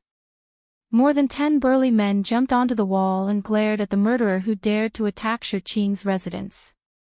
Du Laolu, who was covered in dirt, felt as if he was being stared at by more than 10 ferocious beasts. He broke out in a cold sweat and smiled guiltily at everyone. It's Shi Gan who made this. As he spoke, he pointed behind him. A group of students was running out of the hole. Brothers, it was an accident. Shi Gan hurriedly went forward to explain. It's the steam car that we made, but there was an accident. With Shi Gan's explanation, everyone's gazes finally eased up. Come back. Shi Qing had unknowingly appeared outside the wall and waved his hand. He looked curiously at the steam car that had crashed into the courtyard wall of his residence. Is this the thing that you have been busy with these days? Father. Shi Gan greeted him honestly. Then, he said with some excitement, this is called a steam car. It's propelled by a steam engine and doesn't require human or animal labor to move. You won't get tired either. How many kilograms of iron is this? Shi Qing's first concern was how many kilograms of iron was used to make this steel monster. How many weapons could it make? How many soldiers could it equip? Although the output of Mount Damo's iron mine was 100 times higher than before, the price of Dayo's iron mine would drop in another 2 years. However, decades of experience had made Shi Qing unable to be immune to it. About 2,000 kilograms, Shi Gan whispered. Shi Qing was silent for a while before saying, you guys are really generous. Sir, iron will no longer restrict Dayo. Furthermore, these things are worth 20,000 kilograms of iron, let alone 2,000 kilograms. Just like the solar furnace, if one doesn't know how to use it, it won't be conspicuous at all. However, if it's used in the right place, it won't be exchanged even if it's worth 10 or 100 times more. Principal Ren. Shi Qing nodded his head and said, I know, but it's an old idea that can't be changed in a short time. I still remember what Principal Ren said previously, but can this thing really do what Principal Ren said? This is just a prototype, and it still needs to be improved, Renbachchen replied. I don't understand these things, so I'll wait and see your performance. Shi Qing smiled at Renbachchen and returned to the Shi residence in a flash. After that, everyone carried the steam car back for inspection and found that the collision just now had created a hole in the cylinder, causing Du Laolu to receive a beating. "Teacher, how can this thing change direction?" someone immediately asked Renbochin. "There's no need to change direction, just make it run on the steel rails." Renbochin then took out a few wooden sticks to demonstrate to everyone, and Shurgan immediately understood. In this case, the impact on the road will be reduced, and the speed can be increased significantly. Then, he was speechless and asked, "But how much steel will be used?" "You don't have to worry about this. All you need to know is how useful this thing is. If it can set off from Lon City and reach the Yun Nation in 3 days, it will be worth it no matter how much steel is used." Understood. Everyone left excitedly after hearing Renbochin's words. When they personally made such a steamed car, everyone's enthusiasm was raised. They wanted to make the steam car that Yagüe had mentioned. After seeing them leave, Renbochin chuckled. Other than himself, no one knew how much steel was needed to build a railway. If they knew, they would probably be scared to death and try to stop his idea of building a railway. 1 meter of track required 100 kilograms of steel, and 1 kilometer required 100 tons of steel. At present, the annual output of Mount Damo's iron mine was 2 million kilograms, which was only 1,000 tons. It could be used to make weapons, and the steel produced in a year could be used to make 100,000 steel knives, which would double the number of soldiers in Dayo. With 200,000 iron hooves, it wasn't impossible to conquer Great Xia. However, it was impossible to build a railway. It was at least 1,000 kilometers from Lon City to the border of the Yun Nation. According to the output of Mount Damo's iron mine, it could only lay 10 kilometers of track in a year. It would take more than 100 years to build such a railway. Fortunately, Renbochin didn't set his sights on the output of Mount Damo's iron mine.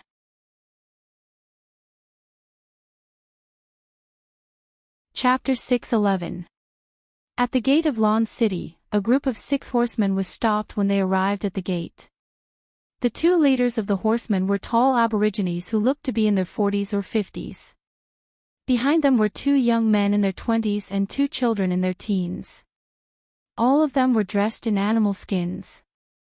As for their mounts, there were 2 mountain-gazing birds, 3 jumping goats, and a strange beast covered in black scales. "Take these. Remember, if your mount poops on the ground, you have to clean it up. Otherwise, you will receive 10 lashes from the Public Order Bureau," a guard said as he threw 6 straw bags over. "Since when was there such a rule?" a tall middle-aged man at the front asked doubtfully. "Her Majesty gave the order, and it will be like this in the future." The guard had been answering these questions every day for the past few days and was a little impatient. However, he was still kind-hearted and pointed to a few horsemen not far away. "You can learn from them and save yourself some trouble." The few of them looked in the direction pointed out and saw a few people trying to hang the straw bags on the buttocks of their mounts. This way, they wouldn't be like the 4-corned cow that would pull along the way. Secondly, they wouldn't notice it.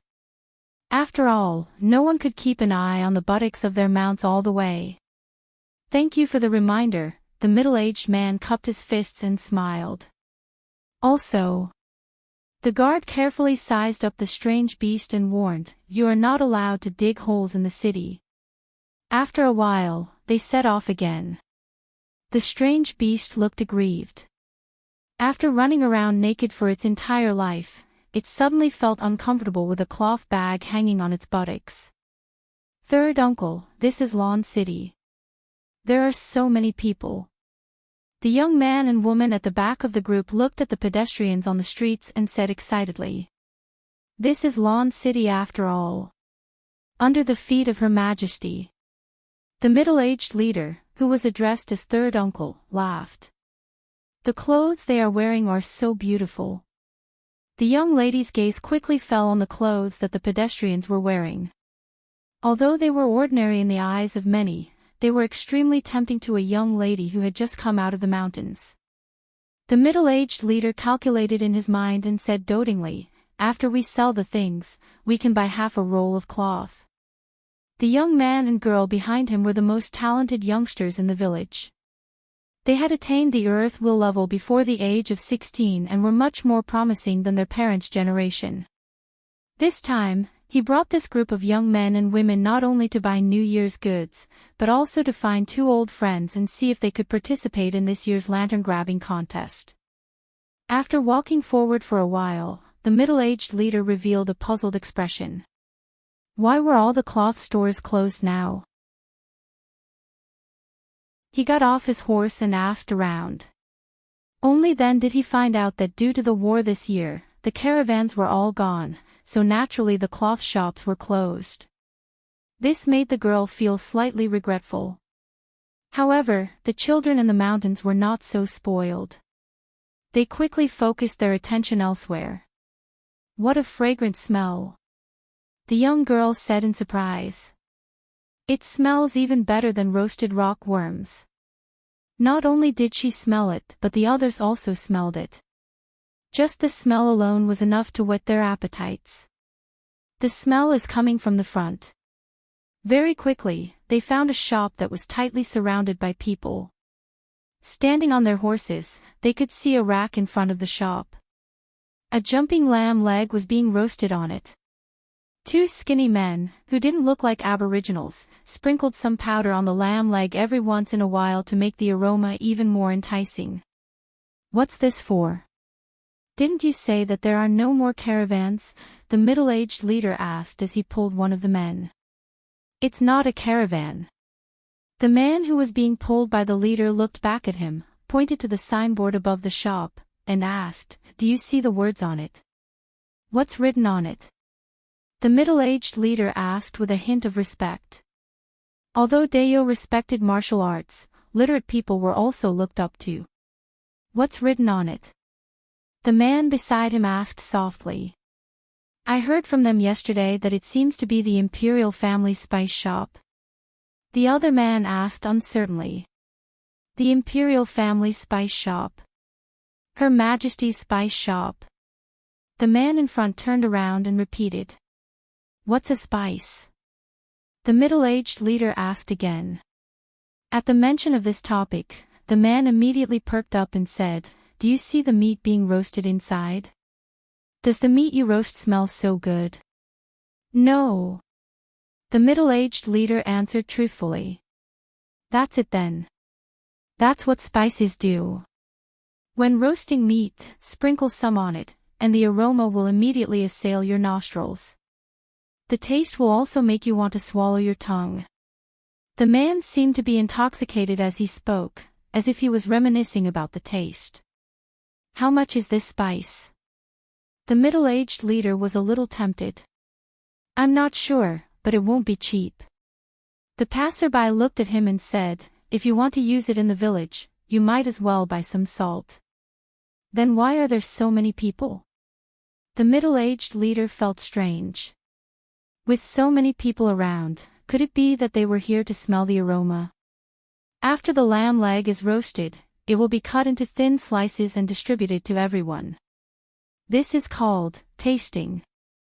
Yes, tasting.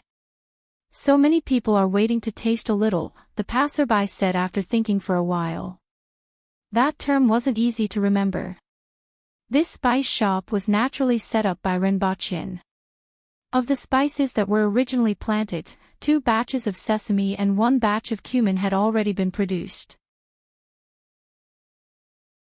Only the pepper had just matured recently. As for the pepper and Chinese anise, it would take another 2 years to harvest them. However, when the sesame and pepper ripened naturally, Renbachien and the Empress were in Tianjing Basin. At this time, after the pepper ripened, they were taken out to be sold together. Besides the initial agreement with Tong Zhenye to sell a portion to him, the rest of the spices were used for the palace, and the first spice shop was opened. Pepper and cumin weighed the same as silver. In other words, 1 tael of silver could only buy 1 tael of cumin or pepper, which was only slightly more expensive than salt. Back on Earth, spices were worth the same weight as gold, but the difference was too big. After all, they couldn't be sold abroad now. In Dayo, even the officials didn't make much money. If they were calculated according to the weight of gold like in ancient times on Earth, a large portion of these spices would have rotted in the warehouse. Initially, Renbachyan gathered about 1,000 mu of farmland. Among them, 200 mu of sesame, 200 mu of pepper, and 200 mu of cumin. The rest was planted with Chinese anise and Chinese pepper. This year, they produced about 50,000 caddies of sesame, 100,000 caddies of pepper, and 40,000 caddies of cumin. This was a total of more than 100,000 taels of silver. 600 mu of farmland could produce such an amount of output, which could be said to be a windfall. It had to be said that this world was indeed a fertile land. Even without fertilizer or meticulous farming, they could still produce such an output. This was almost impossible on Earth. Half a day later, a few aborigines tasted the roasted mutton and almost swallowed their tongues. They braced themselves to ask about the price of the cumin and Chinese pepper before leaving while drooling. The leader had a rough idea. Although the price wasn't low, it wasn't impossible to buy one tael of each for the people in the village to try. "I'm even hungrier," a young girl said with an aggrieved look. After eating such a piece of roasted mutton, her stomach was about to revolt. "Bear with it. Let's go see an old friend and ask about your situation," the middle-aged man said. The middle-aged man said as he led them through Jingyang Avenue. After asking around, they arrived in front of a mansion and knocked on the door. A moment later, they were welcomed in. "You want to participate in the lantern-grabbing contest? This isn't impossible. You are indeed talented, but there are many talented youths in Lon City. I'm afraid you won't be able to stand out among them. Especially in terms of martial arts, the disciples of those big families are much stronger than what you have learned. If you want to find a way out, I have a chance." A middle-aged man in the hall chatted enthusiastically with the leader for a while. After hearing the purpose of their visit, he pondered for a while and said, "What do you mean?" The leader's eyes lit up. He didn't want this pair of youths to be buried in the village.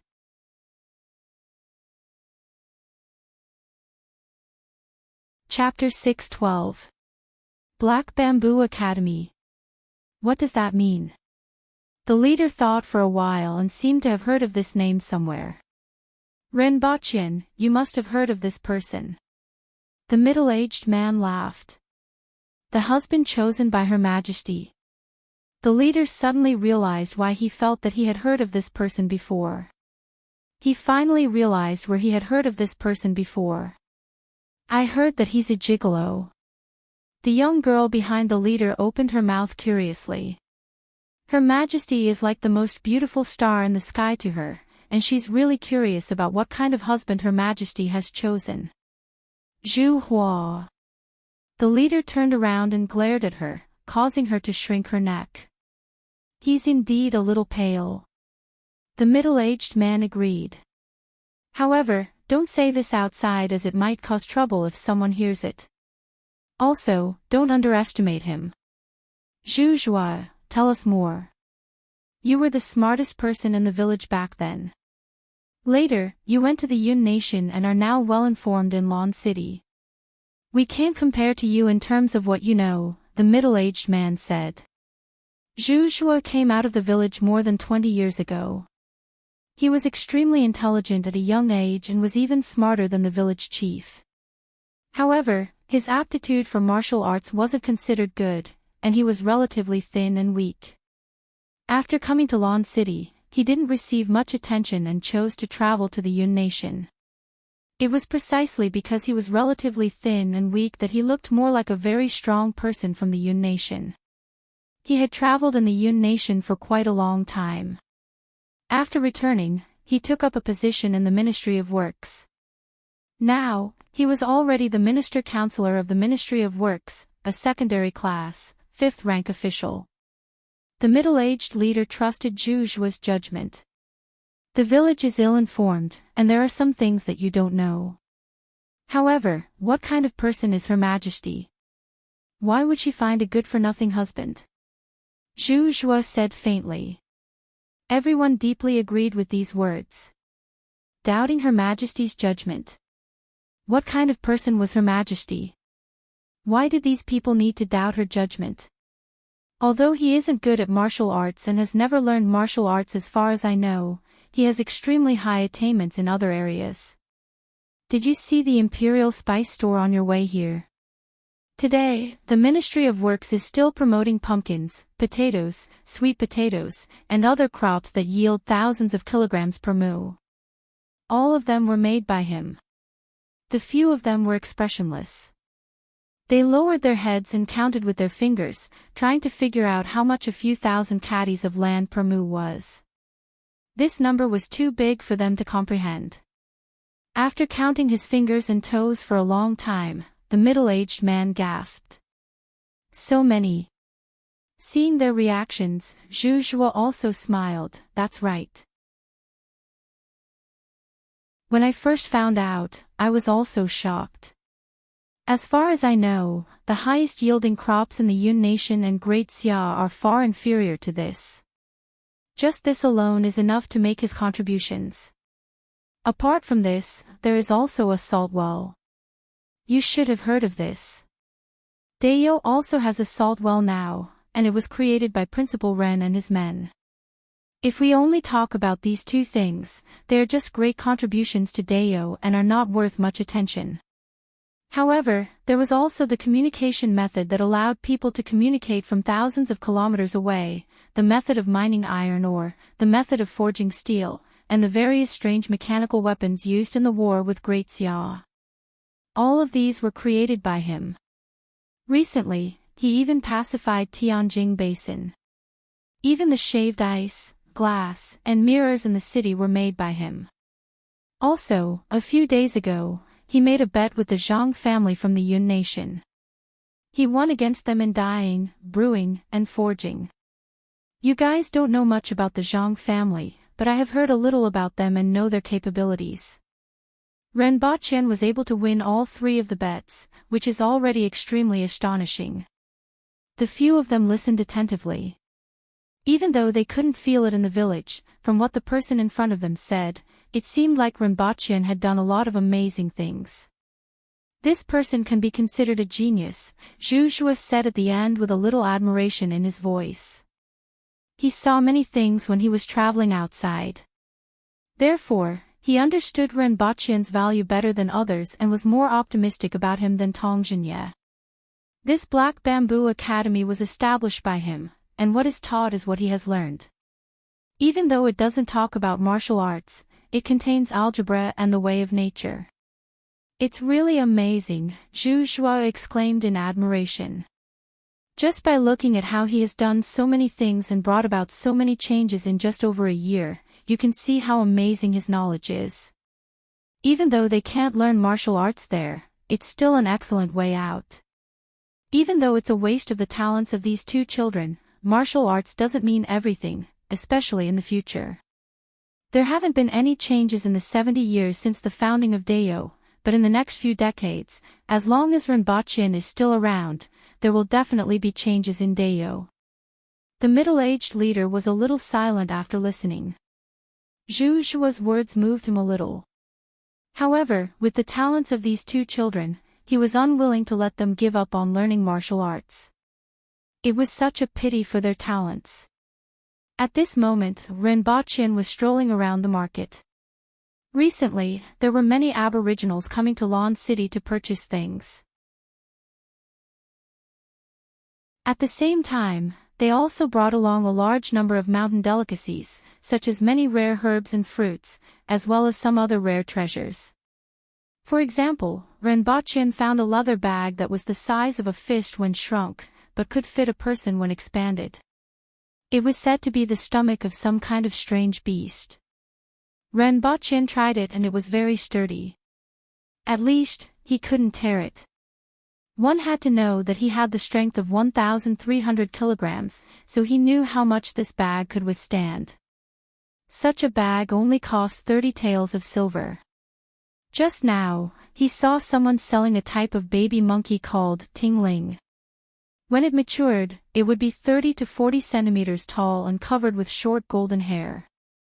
Its movements were as fast as lightning, and it had great strength. It was probably at the man-will level. If it was fated, it could even reach the earth-will level. Furthermore, it could understand human language and was very intelligent. Most importantly, it had excellent hearing. After training, it could be used as a hunter's assistant. The price wasn't high, only 500 taels of silver. Renbochin strolled around the market and bought a few novelty items before returning to the previous stall. He took a few gold ingots from the guard and threw them on the stall. There weren't any banknotes in Dayo. If he wanted to buy something expensive, he would have to carry a sack full of silver. Gold ingots were still more useful. This baby tingling was only the size of a palm. It was covered with short brown hair and had a pair of eyes that looked like it came from a comic book. It looked extremely weird and its ears were also very large. Renbochin took the rope that was tied to the baby from the hands of the aboriginals. The baby tingling nimbly jumped onto Renbochin's arm and looked at him eagerly. It grinned slightly and made chirping sounds. Little thing. Her Majesty might like it. Renbochin stretched out his fingers and rubbed the head of the baby tingling. Then, the baby tingling jumped onto his shoulder. Let's go back to the palace. Renbochin held the rope with one hand and allowed the little thing to squat on his shoulder. He then called for the guards beside him to return to the palace. After returning to the palace, Renbochin first went to Pingle Park to take a look. Two relatively dexterous palace maids were making Kongming lanterns. There was already a pile of finished products at the side. These were the lanterns that Renbochin was going to light up tomorrow night. 666, Renbochin felt that this number was quite auspicious. Then, he saw two black and white lumps rolling around on the ground. Renbochin immediately felt sad.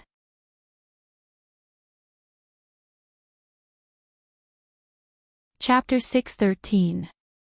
The Empress leaned on the couch with a wine glass in one hand and watched as Renbochin went in and out busily. The Ting-Ting cub that Renbochin had just bought was beside her with a wine pot on its head and claws. It looked pitiful and kept looking around with its round eyes. At this moment, Renbochin not only brought over all the pots and pans from the imperial kitchen, but also beef, mutton, 2 fish, and some fruits. The Empress didn't like to eat fish. Firstly, it didn't spit out bones. Secondly, she preferred to eat meat in big mouthfuls. However, Renbochin loved to eat and would always make braised fish every 3 to 5 days. Nowadays, the imperial kitchen was pretty good at making it. According to Renbochin, it could be compared to a 5-star chef. After all, the chefs in the imperial kitchen were originally talented in cooking. Their techniques and control of heat were also good. After Renbochin's guidance, they improved extremely quickly. Renbochin placed a chopping board on the stool, placed some beef on it, and cut it into slices. He then turned to the Empress and asked, "Your Majesty, do you know how to chop the stuffing?" "Me?" The Empress pointed at herself and found it funny. "Chop the stuffing. Your Majesty's delicate hands can't be touched by cooking oil, but it's fun to do it occasionally. Let's eat dumplings tonight." Renbochin wiped his hands with a piece of cloth. "Or do you prefer to chop the stuffing or knead the dumplings?" The Empress thought about it and actually didn't like either. However, seeing that he was in high spirits, she didn't want to dampen his spirits. She slowly walked over and took the kitchen knife from Renbochin's hands. The hall was filled with a series of sounds of the knife chopping on the chopping board. Those sounds seemed to be connected together, and there was no gap in the Empress's knife. Renbochin looked at it and exclaimed, "Your Majesty's knife technique is impenetrable. Even light can't shine through, let alone water." 30 seconds later, the Empress stuffed the knife into Renbochin's hands and saw that the chopping board was full of meat stuffing. Renbocchen looked at the chopping board for a moment and couldn't help but say, "Your Majesty, this chopping board seems to be an inch thinner." "It's just a chopping board." The Empress disagreed. "That means that you have mixed the top layer of the chopping board with the sawdust and mixed it with the beef." Renbocchen didn't know whether to laugh or cry. "Now we don't even need to add vegetables." The Empress stopped in her tracks and looked around. Then, as if she hadn't heard anything, she leaned on the couch and closed her eyes to rest. Renbocchen saw that even the Empress had learned how to play dead. It was better for him to do it himself. Sure enough, the Empress wasn't suitable for normal people. He asked someone to bring another chopping board and minced the meat again. When it was time to wrap the dumplings, he asked, "Your Majesty, do you not want to try making dumplings?" "I'm not trying. I want meat fillings." "Only meat." The Empress picked up the wine pot from the head of the cub Ting Ting, poured a cup of wine, and placed the wine pot on its head. The cub Ting Ting stood there obediently and didn't dare to move. Its expression became even more aggrieved. "I'm not a wine pot rack." "Are you sure it's edible?" Renbocchen squinted at her. "I have the final say," the Empress said as she glanced at him. After working for 4 hours, Renbocchen's whole body was covered with white flour. The Empress curled up on the couch and watched as he busied himself. She wasn't in a hurry, and the corners of her mouth curled up from time to time. She quite liked this kind of scene. After a long time, Renbocchen came up with more than 10 plates of dumplings. "Do they look different?" the Empress asked. The color of the fillings inside the dumpling skin wasn't quite the same. "This is the pure meat dumpling that Your Majesty wanted. There's no vegetables at all." Renbocchen pushed half of the dumplings in front of the Empress. There were still 6 or 7 plates left in front of Renbocchen. The two of them sat on the table facing each other. The Ting Ting Ting was finally freed, but it didn't dare to run away. It stood obediently at the side and looked at Renbocchen with an expression that looked like it was waiting to be rescued from the abyss of suffering. 2 ounces of sorghum wine were poured into the dumplings, and the faint smell of dumplings mixed with the smell of wine. "Dayo doesn't seem to say Happy New Year?" Renbocchen asked. "No." "Happy New Year then." Renbocchen chuckled. The Empress glanced at him and wanted to say, "Happy New Year," but didn't say it out loud. She lowered her head and ate 3 dumplings.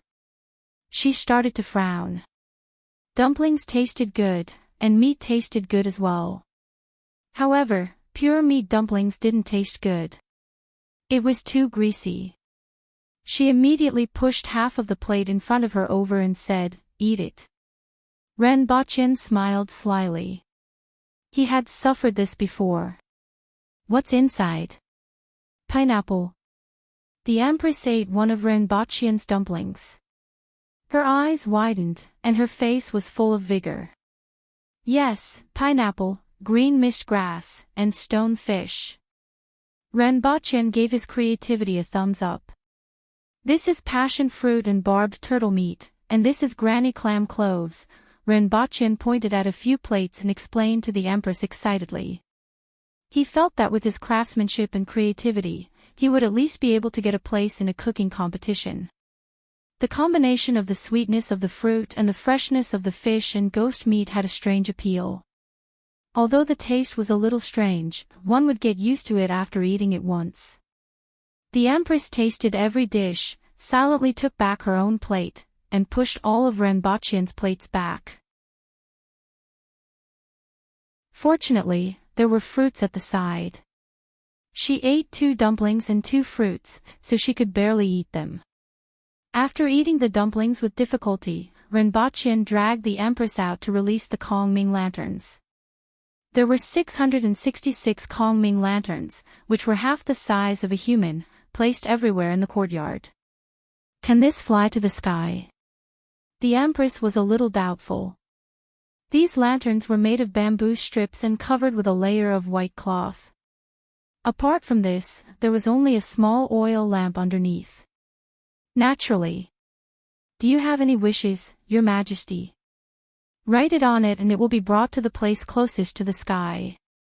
Perhaps it will come true, Renbochin asked as he took a stack of cloth, paper, and pen. Whatever I want to do, I can naturally do it. If I can't do it, it's useless to write it on it. You might as well send Li Fu to the sky so that he doesn't have to worry about it every day. Even if I write the country is prosperous and the people are at peace is fine. It's always a wish. Renbochin laughed. The Empress thought for a while and really wrote the words, the country is prosperous and the people are at peace, on the cloth that Renbochin prepared. Then, she got someone to tie it under the Kongming lanterns. Renbochin also wrote, the 5 grains are abundant. The Empress thought for a while and wrote, the weather is favorable. Renbochin, the fate of the nation is prosperous. Empress, the power of the nation is strong. Renbochin, the union of 100 years. The Empress looked at him and thought for a long time. Finally, she wrote the words, I miss you very much. Renbochin then picked up a pen and wrote, give birth to a son soon. Blood rushed to the Empress's face. She kicked Renbochin's leg and flew out in a circle. After a long time, Renbochin limped back and ordered someone to light the Kongming lanterns. As the Kongming lanterns gradually rose into the sky, hundreds of lanterns of different heights slowly rose into the sky like a stairway to heaven. It was extremely beautiful in the night, like a beautiful painting. In the background was an endless galaxy that complemented each other. Won't it fall? The Empress suddenly thought. If the oil lamps fell, it would probably cause a fire. Your Majesty, even if it falls from the sky, the oil will be blown away. Naturally, nothing will happen. The Empress felt relieved and relaxed as she looked up at the beautiful scenery in the sky. As the night wind blew, the Kongming lanterns began to slowly float toward the south of the city. The lanterns in the night sky were naturally seen by countless people. Many places started to become noisy, and some people even came out of their rooms to look up at the night sky after hearing the news. Just like the fireworks last time, this time, it was also a breathtaking scene. It floated out of the palace. It must be Yagui's doing. Tong Lan stood in the courtyard and pouted, but still admitted, it's beautiful, but I don't know how he did it. I'll learn from him later. What a clever idea. Tong Jinye said from the courtyard. In House Yunyan, many girls leaned against the window and looked at the sky outside enviously. Many of them thought how good it would be if they were the lanterns and could fly freely. In an inn. Zhuohua, come out and take a look. A young man kicked open Zhuohua's door. Bear cub, don't you know how to knock? Zhuohua scolded. So pretentious. The young man said in disdain. He then grabbed Zhuohua's hand and ran into the courtyard, pointing to the sky and saying, look. So beautiful. Zhuohua looked at the scene in the sky and her eyes immediately sparkled. I heard that there were fireworks during Her Majesty's birthday celebration. It's a pity that I didn't get to see it, the young man said with some regret. In Jing Street, Li Fu reclined on the roof and looked at the scene in the sky. He left the wine glass on the roof and disappeared in a flash. After a while, he appeared in the sky and grabbed a Kongming lantern at the bottom. After seeing the structure, he revealed a contemplative look. In the Qin residence, Qin Chuan said loudly, bring me my bow. I want to see what it is. Father, it flew out of the palace. A young man who looked similar to Qin Chuan reminded him. Qin Chuan looked at the Kongming lantern in the sky and was very curious. After thinking about it, at most, he would be kicked by Her Majesty, so he said boldly, it's okay, just bring me the bow. Not long after, Qin Chuan pulled the bow and arrow. With the sound of the bowstring, a lantern was instantly extinguished, and the Kongming lantern also fell. "Sir, I picked it up. There are words on it." After a while, two servants rushed back with the Kongming lantern. "What's written?" "The two of us are illiterate." The two guards looked aggrieved. "Useless." Qin Chuan took the cloth and saw the words, "Have a son soon," written on it. Qin Chuan's expression immediately became interesting. This thing that flew out of the palace had these words on it. He didn't dare to think about it. "Father, what's written?" The young man from before came over to take a look and couldn't react for a long time. Then, he said, "I don't know anything." Qin Chuan immediately scolded, "Nonsense, I just found out." After thinking about it, it was better not to let others know about this. Otherwise, Her Majesty would fly into a rage out of humiliation. The next day, in the Shi residence, Shi Qing was surprised. "What? Have a son soon? Her Majesty and Renbaqian. Sir Qin, is this true? Why would I lie to you?" Qin Chuan's face was immediately filled with, "You actually suspect me? Why do you suspect me? When have I ever lied?"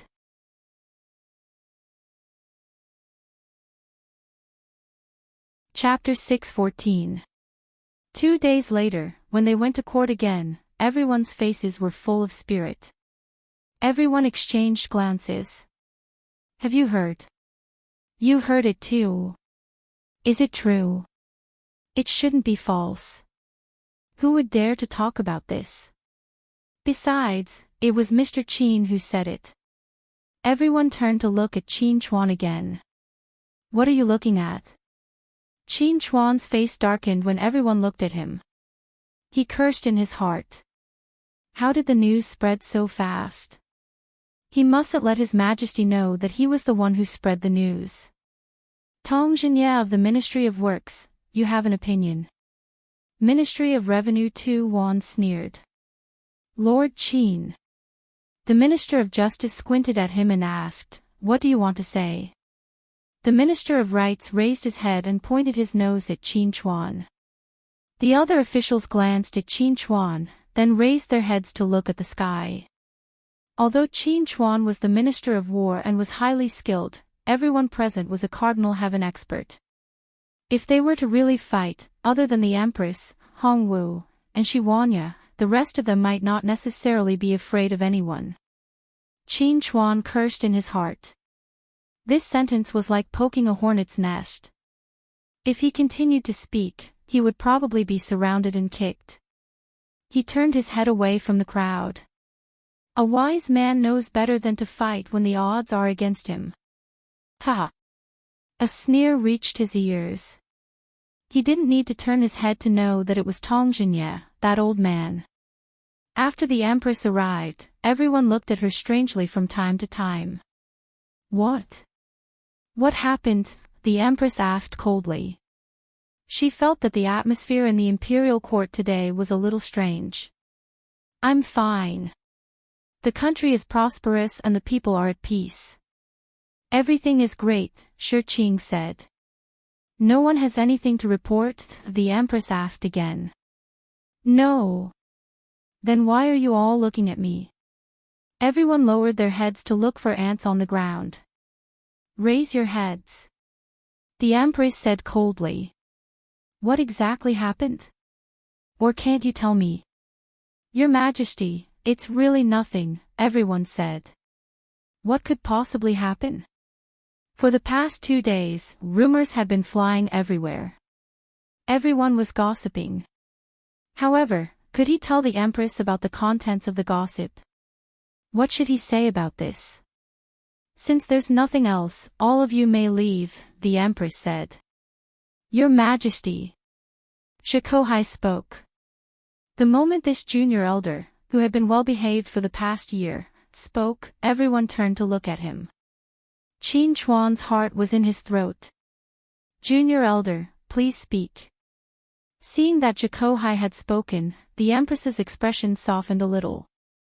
"I feel that since Principal Ren and Her Majesty haven't gotten married yet, it isn't appropriate for you to stay in the palace. Why don't you grant Principal Ren a temporary residence? Shikohai suggested. What's wrong with it? The Empress asked. It's inappropriate. Shikohai lowered his head. Where's the gift? The Aboriginals have never had such etiquette. Could it be that you are using the etiquette of Great Xia to request me? The Empress said coldly. Shikohai broke out in a cold sweat when he heard this. I wouldn't dare. It was true that the Aboriginals did not forbid living together before marriage. However, Her Majesty was the current emperor, so it was easy for others to gossip about her. Seeing the Empress's attitude, everyone swallowed their words.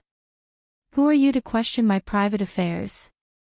If there's nothing else, all of you can leave, the Empress said impatiently.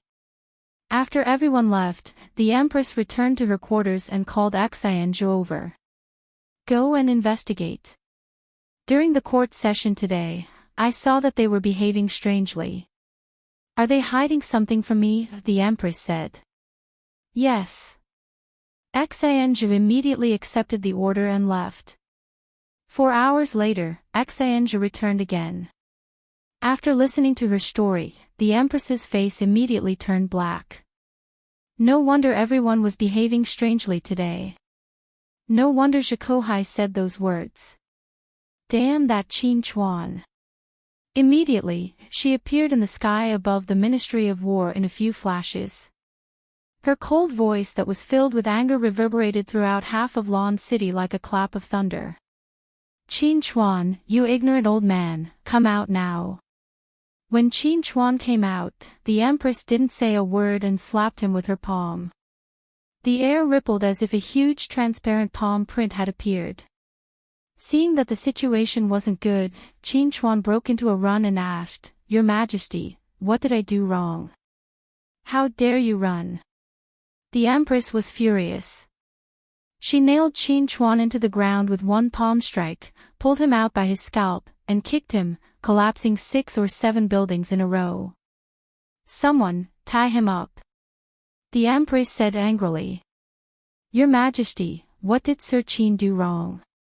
The officer from the Ministry of War quickly asked. Spreading rumors. The Empress's face was unsightly. When everyone heard this, they gave Qin Chuan a look of condolence. You've been exposed. Your Majesty, how do you want to punish Sir Qin? Tong Jinye rushed over from the Ministry of Works and asked softly. The Empress said hatefully, hang him on the palace gate. If the punishment was too heavy, Tong Jinye might have stopped her. However, after hearing this punishment, he immediately went to take pleasure in Qin Chuan's misfortune and personally tied him up. While tying him up, he said, Sir Qin, this mouth of yours serves you right. You even dare to talk about Her Majesty's private affairs. You are too daring. Who asked you to watch your mouth? Hang him on the city gate for 3 to 5 days, 10 to 15 days, and wake up. Qin Chuan glared at Tong Jinye with a bloody nose and swollen face. The Empress's face turned black again. Just now, she said that Qin Chuan spread rumors, but when it came to Tong Jinye, it became his private affairs. Those who didn't know better would think that what Qin Chuan said was true, and she flew into a rage out of humiliation. After kicking Qin Chuan to the wall, the Empress said fiercely, Someone, hang Qin Chuan on the palace gate. No one is allowed to let him down unless I say so. After finishing her sentence, she stomped her feet and disappeared. She still felt angry when she returned to the palace. No matter who it was, they wouldn't be in a good mood after being criticized for no reason. Furthermore, Qin Chuan was a blabbermouth that spread everywhere. Not long after, Renbaqian returned to the palace after school. He saw Qin Chuan hanging on the city gate with Tong Jinye and a few people from the Ministry of Works watching. He immediately laughed and asked, How did Sir Qin anger Her Majesty this time? Tong Jinye looked at Renbaqian strangely and said, Sir Qin's behavior has something to do with Sir Ren. Renbochin immediately felt strange and asked, "What does it have to do with me?" Tong Zhinya smiled ambiguously and said, "Sir Qin spread the matter between you and Her Majesty everywhere, which angered Her Majesty. After all, it's between you and Her Majesty. Do you think it has anything to do with you?" Renbochin felt even more strange. The matter between him and Her Majesty had been spread for a year. What else could it be? Tong Zhinya immediately made a gesture. "Have a son soon." Renbochin heard this and laughed mischievously. Soon after, he realized that something was amiss. How did Qin Chuan know? What did he spread to the outside world? After thinking it through, Renbochin immediately spat and said, "Serves him right." Tong Zhinya deeply agreed with him. Renbochin didn't even look at Qin Chuan and entered the palace. When he returned and saw the Empress, he acted as if he didn't know anything. This was to prevent the Empress from venting her anger on him. When the Empress saw that Renbochin acted as if nothing had happened, she became even angrier, but it couldn't be seen on her face. After lunch, the Empress said, "I will give you an hour to rest. Today's training will be doubled." Renbochin was dumbfounded and asked, "Your Majesty."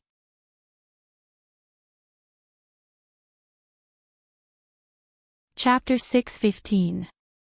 A few days after the new year, a group of hundreds of carriages and horses arrived at Lan City under the escort of soldiers. From afar, they saw Zhang Junjing and a few others waiting at the city gate. This group of people were mostly burly men, ranging in age from 17 to 70 years old. All of them looked tired. Although they had arrived at their destination, they didn't look excited. Instead, they felt uneasy. "Second uncle, it must have been hard on you for the long journey." Zhang Junjing brought Zhang Heqi and Zhang Heju to greet them. A white-haired, exhausted old man came down from the carriage. This group of people were the craftsmen of the Zhang family.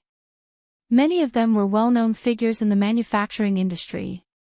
After Zhang Junjing lost the bet, they received the letter and discussed it before heading to Lan City. After traveling through many places, they finally arrived after a month. The old man didn't answer. He first looked up at Lan City, which was close at hand, and then said, "Let's talk after entering the city." He turned to a burly man riding on a fork-horned cow and said, "Thank you for escorting us all the way. Someone, bring the things here." As he spoke, someone brought over a plate of silver ingots. "Thank you for your hard work these days. This is a small token of my appreciation. Please have a drink." The old man smiled.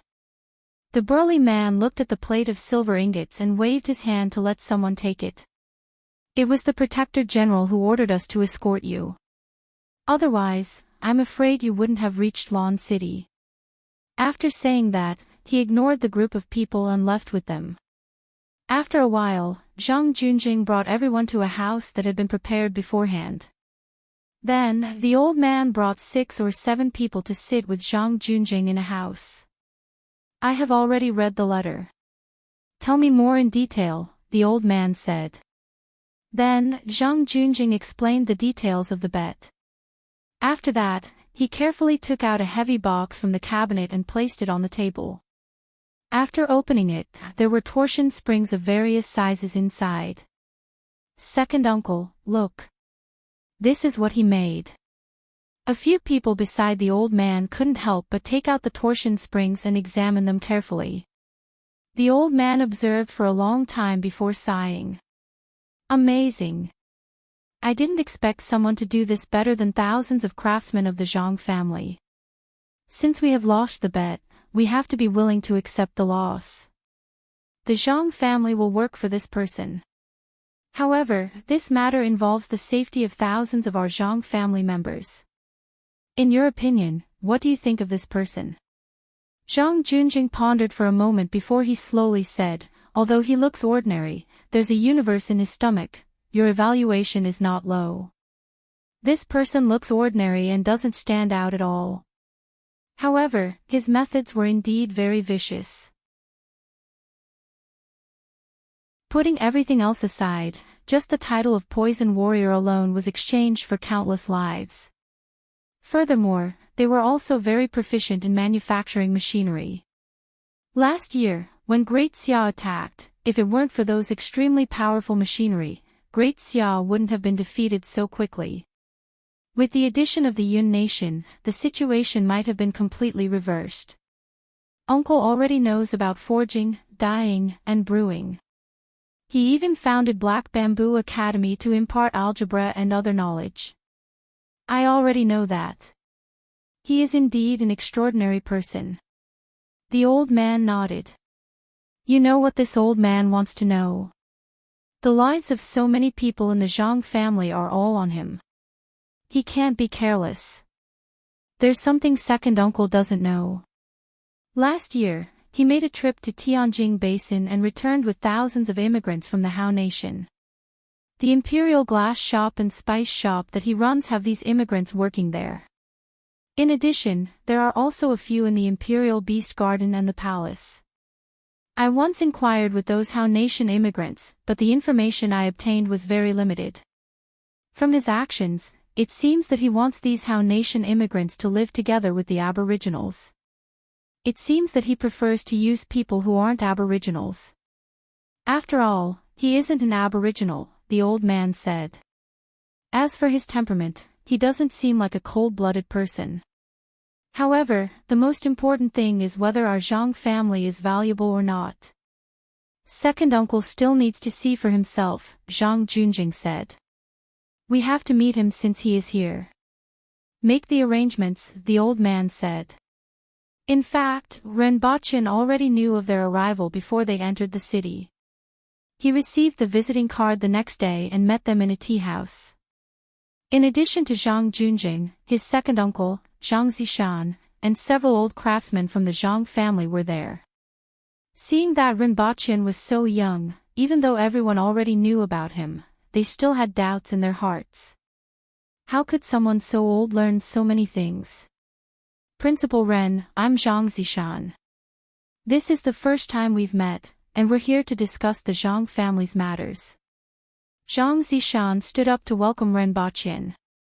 Ren Bachin nodded and sat opposite everyone. I'm a boorish man who doesn't know much and can't speak. I just want to know how Principal Ren intends to settle the Zhang family. What can you give us? Zhang Zishan went straight to the point and placed himself in a lower position. Ren Bachin laughed, looked at them, and said, Isn't it too late for you to ask about a bet and a loss? After Ren Bachin finished speaking, their faces immediately changed. Zhang Zishan's expression changed, and he said, Principal Ren, you misunderstood. The Zhang family isn't bargaining, but we want to know how we will be settled. After all, this concerns the lives of thousands of people in the Zhang family. There are many opinions in the Zhang family, and we just hope that Principal Ren can make it clear so that we have some ideas. Senior, you're not a boorish man. Ren Bachin laughed. Dayo lacks everything, including talent and ordinary skills. You will naturally have a place to use your skills here. Whatever the Zhang family knows, you have to bring over and develop this industry. However, Dayo isn't the Yun nation, and I can't bring over the Yun nation's methods. It's impossible to control all aspects because the best things are in my head. The specific method is that there must be a certain number of Aboriginals participating in every industry, and both sides will contribute money and effort. The Aboriginals will need to account for 70 to 90% of the industry. It doesn't seem like much, but if it goes any higher, I'm afraid that people will be jealous. Furthermore, this is an entire nation, and only our two sides are doing it. What does this represent? This is a monopoly of a certain industry in a country. Of course, this will slowly be liberalized in the future, but that's a matter for the future. If we do this, I'm afraid that the Zhang family will be swallowed alive in a few years, Zhang Zishan said in a deep voice. The others didn't look too good either. According to Ren Bachin, it was equivalent to the Zhang family handing over all their skills and owning a small portion of each industry. After a few years, when these industries developed in Dao and the Aboriginals thoroughly grasped them, the Zhang family would really have nothing to do with it. I said before that the best things are in my head and not in your hands. Don't think too highly of yourself, Renbochin said unhurriedly. In fact, he understood the Zhang family's concerns, but his words weren't forgiving at all.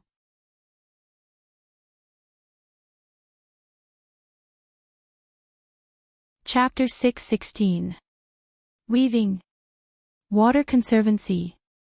Planting. Processing.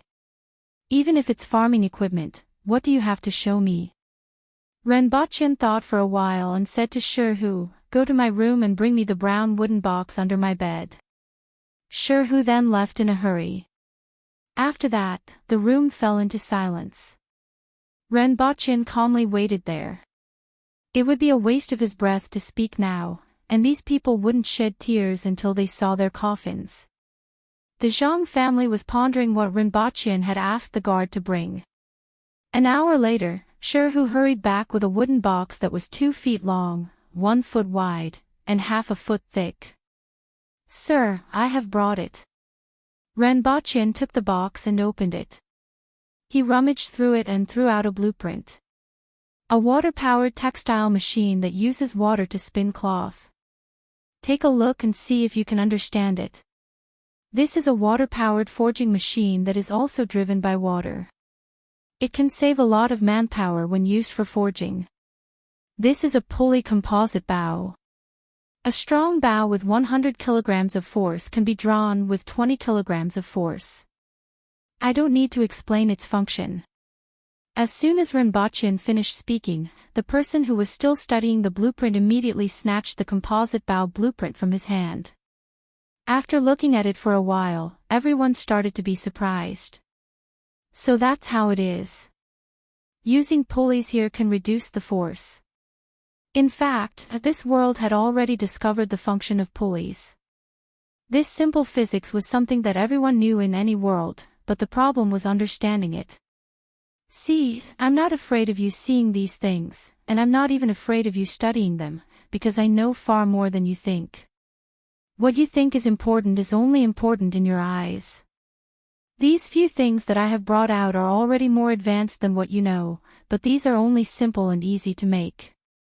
In fact, I can make better ones, but it will take some effort. I use you not because of the things you can bring over, but because you can save me time. I have too many things to do and don't have the energy to focus on everything. Therefore, I need some smarter people to help me with some things. You are the smarter people in my eyes, Renbochin said slowly. After a long time, Zhang Zishan put down the blueprints and looked at Renbochin with a serious expression. In addition to the winemaking, springs, and dyeing, Renbochin had indeed shown that he was stronger than the Zhang family in many aspects. One had to admit that there were indeed people in this world who were born with knowledge. When he was at this age, he was already somewhat famous in the Zhang family, but he was still only talented in one aspect. A sense of powerlessness welled up in his heart. There was really no comparison between people. Compared to him, he could be said to have lived his life like a dog for the past few decades. Sir Ren, you are indeed amazing. You are stronger than thousands of people in our Zhang family. But you still haven't told me how to make me believe that you won't burn the bridge after crossing it. What's in it for me to burn the bridge after crossing it? Renbochin laughed. I don't care about your technology. I don't care about money. If it weren't for the war, just by selling those mirrors to the Yun Nation and Great Xia, I would be able to earn a lot of money. Renbochin casually took out a palm-sized object and placed it on the table. There were 2 glass funnels at the top and bottom, and the sand on one side was constantly flowing down to the other side. This is an hourglass. It can be used to measure time. It takes exactly 2 hours for the sand to flow from one side to the other. How much do you think this thing is worth? 600 taels of silver. Zhang Zishan and the rest carefully stared at the transparent hourglass that Renbochin took out and guessed. Although this hourglass looked a little crude to Rinpoche, to the Zhang family, it was already extremely exquisite. They believed that such a small object would definitely have a lot of rich people willing to spend a few hundred taels of silver to buy it. There are people willing to buy it for 1,000 taels of silver. I'm taking this to show you that any small object I take out has great commercial value. If I want money, I can get it at my fingertips. You guys can help me save some time. What's in it for me to kill you guys? I can even tolerate the Jing tribe, so why can't I tolerate you guys? As long as you know your place, naturally, no one will touch you. I can also recommend you guys to the Ministry of Works. You should know about the Jing tribe, right? Rinpoche looked at Zhang Junjing. What I want is for the Jing tribe and the Aboriginals to live under the same sky. Therefore, I will gradually raise the status of the Jing tribe, and you guys can receive the same treatment as the Jing tribe. Sir Ren is from the Jing tribe. Zhang Zishan asked. In your eyes, I'm just a family. Don't use your thoughts to guess what I'm thinking. Rinpoche shook his head. His words were full of condescension. I'm looking at the future of this world. The Zhang family indeed didn't know what Rinpoche was thinking, but his tone made them feel as if he was standing in the clouds and looking down at them. He was simply an arrogant lunatic. Did he think he was a god? Your Zhang family has already sent over the name list, yet you're asking about this now. You don't dare to advance or retreat, and you're in a dilemma. This isn't the demeanor of a family that has been passed down for hundreds of years, Rinpoche said with a smile. Zhang Zishan didn't look good even though what Rinpoche said was true. However, he really couldn't do anything about it. After all, the lives of the thousands of people in the Zhang family were at stake, and he had to be careful. Even now, the Zhang family was still quarreling incessantly. I'll give you another promise. The Zhang family can choose one industry or technology as its core and establish itself. Rinpoche smiled. Sure enough, as soon as he said this, everyone in the Zhang family showed a trace of joy. Rinpoche sighed in his heart. The thinking of the people in this era was limited, and no matter what family it was inevitable. They didn't think about the industry they chose. If they mastered more advanced technology, the entire Zhang family could collapse at any time. In fact, the Zhang family might have understood this, but they still chose to do so. They needed to hold on to something tightly, as if this would make them feel that their lives were in their hands. Sir Ren, there's no need for this, Zhang Junjing suddenly said. Everyone in the Zhang family immediately turned their heads and glared at him, looking puzzled. Junjing, since when can you make decisions for the Zhang family? Zhang Zishan shouted. Second uncle, I'll tell you later. Zhang Junjing shook his head slightly and cupped his hands toward Rinpoche. Sir Ren, this time, we're petty. The Zhang family is willing to believe in your sincerity. With your status, you naturally wouldn't lie to us. I only hope that you'll be generous with your teachings in the future. Rinpoche smiled. There was finally someone in the Zhang family who understood. The Zhang family can look for me after you've thought it through. Seeing that the others were still puzzled, Rinpoche got up and left with his guards. After Rinpoche left, the Zhang family had a dispute in the restaurant. In the end, Zhang Junjing still managed to convince everyone. The next day, he found Rinpoche, and the Zhang family completely submitted to him. Of course, they were nominally under the Empress. Since then, Rinpoche had a large number of skilled craftsmen under him. The first thing Rinpoche did after the Zhang family submitted to him was to mobilize some Baihu from Tianjing Basin and head to the Yun Nation with his subordinates.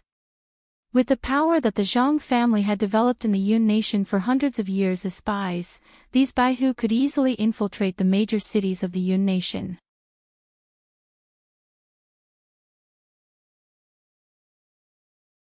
Chapter 617. The Zhang family had pledged allegiance to Rinpoche, and everyone wanted to learn something from him. After all, Renbochin had proven that he could completely crush the Zhang family in many aspects of technology. Those things that the Zhang family had were nothing in his eyes. Even though the Zhang family had such intentions, the blueprint that Renbochin gave them still gave them a fright. They didn't have the time to ponder whether it was a good or bad thing to tie the lives of thousands of Zhang family members to Renbochin. This is the blueprint of the clock tower. There are 3 hands of different lengths on the clock dial, which are the hour hand, minute hand, and second hand. This clock dial divides the day into 24 hours, and each hour is divided into 2.5 hours. When the minute hand moves 1 round, the hour hand will move 1.5 hours. 2 rounds will be 2 hours. When the second hand moves 1 round, the minute hand will move 1 small space. It seems to have the same function as a sundial. More than a dozen people from the Zhang family gathered in a circle and looked at the blueprint in the middle. This world mainly used a sundial to measure time. It was a piece of equipment that used the shadow of the sun to measure time. However, sundial was affected by day and night, as well as the change of seasons. Therefore, its accuracy wasn't high. It's completely driven by machinery and is much more accurate than a sundial. The error is within 5 minutes every day. In theory, it can achieve an even smaller error, Renbochin said faintly as he sat in his school office with his feet on the table. The most important thing is that this clock tower isn't limited by time and can be seen regardless of day or night. Moreover, it's simple and clear. It's perfect for measuring time, Renbochin said. If that's the case, it's much more convenient than a sundial. However, the structure is 100 or even 1,000 times more complicated. How is this made? What's the use of this mechanism? Why is there a lock here? Soon, everyone couldn't be bothered with Renbochin anymore as they discussed in low voices. It's written here as an escape mechanism. As the name suggests, it's an escape mechanism. We have to see how it is made. Never heard of it. What's the one below? Most of the people from the Zhang family who came this time were craftsmen, and they were very enthusiastic about this new thing. This is the most important structure of the clock tower. We already have all the blueprints, so it shouldn't be difficult for us to deduce what we don't understand. I hope you can figure it out as soon as possible. This clock tower is more than 60 meters tall and will become a landmark in Lan City. Everyone who comes to Lan City will see this clock tower as soon as they see it. The name of the Zhang family will also be known and remembered by everyone. After hearing what Renbochin said, they were even more enthusiastic. Not many people can resist the temptation of leaving their names in history. You have to study it and shrink it to the size of a human head or even smaller, Renbochin continued. We will try our best. Zhang Junjing cupped his fists. I always thought that your Zhang clan had the best craftsmen. As long as someone can do it, we can definitely do it too. Zhang Zishan said decisively. I like your confidence. If you need any manpower or materials, just let me know. I just hope to see the goods as soon as possible. Renbochin laughed. Zhang Zishan's words made him a little fond of the Zhang family. Sir Ren, please find a quiet residence for us. Hundreds of people can't even sleep well in that courtyard, Zhang Zishan immediately said. I have neglected this matter. I will get someone to arrange it for you in a while. Let's stay at Jing Street, which is adjacent to the Jing tribe. You will be more comfortable there, Renbochin said after some thought. Thank you. The Zhang family didn't have any objections to living in Jing Street. After all, they were surrounded by Jing tribe people who looked the same. Compared to the fierce-looking aboriginals, it was much better. Moreover, it wouldn't be easy for others to find trouble with them. After the Zhang family left, Renbochin returned to the palace to see the Empress. As soon as he opened his mouth to greet her, she stretched out her finger and shot a grape-sized fruit into his throat. This time, the purplish-green fruit is very sweet, the Empress said with satisfaction. Cough cough, cough cough, cough cough cough cough cough cough cough. Renbochin felt like he was suffocating. That grape was directly stuck in his windpipe. Seeing that his situation wasn't good, the Empress flashed and slapped his back. The grape was spat out again, hit the ground, and bounced up to hit Qing Yuan in the eye. Ouch! Qing Yuan was also shocked. Cough cough, Your Majesty, this purplish-green fruit of yours is indeed not something that ordinary people can enjoy. Renbochin's face turned red. When he finally calmed down, he looked at the fruit on the plate held by Listen's cub, Golden Retriever, and felt guilty. He had almost choked to death by such an inconspicuous fruit just now. A few days ago, the Empress gave Listen's cub a few names. They were Dove, Ferrero, and Ergote. Renbochin also gave it a name, Jingang, and finally made a compromise with Golden Retriever, Ungrateful. The Empress snorted softly and floated back to the couch, ignoring him. Renbochin stood in place and touched his neck before stepping forward and saying, Your Majesty, I have just given the clock tower blueprint to the Zhang family. When the time comes, we will be able to build a lighthouse in the center of Lan City that everyone can see when they look up. The Empress had always been interested in such topics. She quickly forgot that she almost tortured Renbochin to death with a fruit and began to excitedly discuss where to build the lighthouse. The Empress's idea was to build it in the square in front of the palace, but Renbochin felt that it wasn't appropriate. The lighthouse in the plan was about 60 meters tall, and it could be said to have a panoramic view of the palace from there. It wasn't suitable to be too close to the palace. The Empress thought about it and felt that what Renbochin said made sense. The two of them took out the blueprint of Lan City and compared it for the whole afternoon. At first, they planned to tear down a small area near Jingyang Street and make a turntable square with the lighthouse in the middle. At the same time, they would make that place the center of Lan City. In the end, they considered that whether it was mobilizing the winged cavalry or activities like the Great Hunt, they would set off in front of the palace. Such a turntable square would affect the roads, so they finally changed it to a location between Beihong District and Julian District. After deciding on the location, Renbochin began to think about the feasibility of speculating on the land nearby. As an earthling, he subconsciously felt that the value of the land would definitely rise. However, after thinking about it carefully, he gave up on this idea. Most of his actions were on behalf of the Empress, and it wasn't a good thing for the imperial family to compete with the commoners in this aspect. Furthermore, Renbochin and the Empress had a more ambitious idea. After conquering the Yun nation, they would build a modern new city next to Lan City. It would be a new city that was more complete in terms of drainage, pipes, electric wires, layout, public facilities, and toilets. Even though Lan City was the imperial capital, there were too many disadvantages in this era. Just the fact that people could urinate and defecate anywhere was enough to give people a headache. From Great Elder Shurqing to the peddlers and pawns, no one cared about this matter.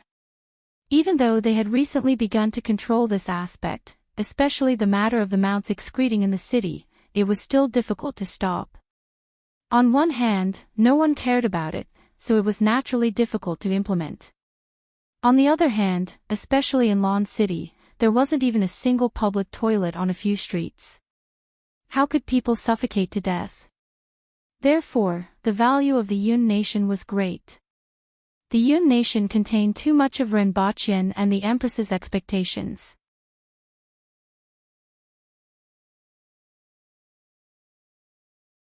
Chapter 6:18. Qing Lian sat lazily on the branch and opened the letter in her hand. A line of words came into her eyes. Do you want fame, wealth, and status? Do you want to know the mysteries of this world? If you want, I can give them to you. Go and find them. I've put everything there. Humph, how arrogant. Qing Lian snorted coldly, then continued to read the entire content. She gently swung the branch, carefully folded the letter into a paper airplane, and threw it into the distance. A person jumped up from under the tree and caught the paper airplane in his hand. Your habit of throwing things around is not good. How about it? What do you think? You're either an egomaniac or a big liar. Qing Lian said disdainfully. I know you've suffered a little, but don't let this blind you. Su Qing said with a smile under the tree. Hearing this, Qing Lian's face immediately turned livid. At that time, she just wanted to watch a good show, but she didn't expect that kind of encounter. If she could do it all over again, she would choose to leave the imperial capital far away and never stay for a moment. Sword, come! Qing Lian shouted softly, and a green light descended from the sky. Then, like a flying immortal, it stabbed towards Su Qing from head to toe. You can't blame me for this. Forget it, I won't mention it in the future. Su Qing quickly dodged, only to see that there was a bottomless hole where he was originally. If you mention it again, don't blame me for opening a hole above and below for you. Qing Lian sneered. Su Qing's face was serious. I always feel that you seem to have said something extraordinary. Get lost. But you'd better not underestimate him. This person is not simple, and I can't figure him out. Su Qing changed the topic again. He said those words at Qi Zixiao's birthday celebration. It's been almost 3 months now, and he suddenly showed it to me. What exactly is his intention? Aren't you interested? Su Qing raised the letter in his hand with a surprised look. Qing Lian obviously liked to join in on the fun. It was said that there was a treasure map left behind by a master. She chased after it for 2 years and fought several bloody battles before she finally snatched the underwear left behind by that master. 1,200 pieces, do you think I'm a fool? Only a fool would look for it. It's impossible to gather them all, Qing Lian said disdainfully. Cough, cough. Su Qing coughed awkwardly. You sent someone to look for him. Qing Lian re-examined Su Qing. She didn't realize that he was so stupid before. You don't have to gather 1,200 pieces to find the address. What do you want me to do? You look like you're constipated, Qing Lian said with a frown. I want you to go to Lawn City and look for someone. Su Qing finally said something. Who? Qing Lian asked. Ning Kaichin is a sword master just like you. The spiritual sword in his hand is called Green Pearl, and his strength is equivalent to the Earth Embryo realm. Ning Kaichin and is Qing and is Ning. Some of the things in his hands are things that we must obtain. Su Qing took out a portrait from his bosom. It was a portrait of a delicate and pretty scholar. In addition, tell Dayo that the new emperor has already ascended to the throne and has recruited 400,000 new soldiers to fill the various regions. Also, transfer the veteran soldiers from the various cities to the border. At the same time, tell Dayo that the new emperor has ascended to the throne and recruited 400,000 new soldiers. Together with the remaining 180,000 soldiers in Tiesua Pass, we have another 500,000 soldiers. This is also the final strength of Great Xia. This will be the last glory of Great Xia. Su Qing looked at the sky. In other words, your plan is about to begin. Qing Lian asked with interest. Yes. It's faster than I expected. Qing Lian stretched. Her white clothes clung to her body and outlined her beautiful curves. It's also faster than I expected. Fortunately, I was sent to Tianjing Basin this time and happened to be in contact with Renbaqian. That's why Emperor Xia died so early and why we can progress so quickly, Su Qing said. Renbaqian. Qing Lian's eyes flickered. Don't get any ideas and ruin the big plan. Qi Zixiao isn't someone to be trifled with. Even Tingyu died in her hands, Su Qing warned. Qi Zixiao wasn't Tingyu's match. Ting Yu was too arrogant, Qing Lian said. Although she didn't see the situation at that time, she could guess what happened. Ting Yu is cunning and unscrupulous. Logically speaking, he shouldn't be easy to deal with, but he didn't cause much damage to the Aboriginals before his death. She naturally didn't expect that Ting Yu didn't even know where his spear went before his death. Otherwise, it might have caused some trouble. I'll pack up and set off tomorrow, Qing Lian said. She turned around, and an inexplicable glint appeared in her eyes again. Ren Baqian. It was better to offend a villain than a woman. As soon as Ren Baqian came out of Jing Street, he heard a delicate voice from the roadside. Sir Ren, do you want to come over? This voice gave Ren Baqian the impression that it was saying, Sir, come and play. In particular, that delicate voice was full of charm and charm. Most people wouldn't be indifferent to it. Ren Baqian turned his head and saw a seductive woman leaning against the door of a shop and smiling at him. The woman was dressed in purple. Her hair was tied up at the back, and the hair on the sides and side of her face was loose, covering half of her face. The area around her eyes was painted pink, making her look long and charming. Her red lips were like a raging fire that could burn into one's heart. Ning Kaichin. Ren Baqian looked at her. He hadn't seen her for 2 months, and she had become even more enchanting. He looked at the sign of the shop that Ning Kaichin was leaning against. There were 2 words on it, home and a big wine beside it. Ning Kaichin opened this wine shop after living in seclusion in Jing Street for 2 months. With her strength, those who could beat her wouldn't care about her. Ordinary people couldn't beat her, so there wouldn't be any trouble. Coupled with her enchanting appearance, most people wouldn't find trouble with her. Not only that, but her wine shop's business was also good. It was said that many children of officials often visited her recently. For example, Shi Wanya's son. For example, Du Chongkong.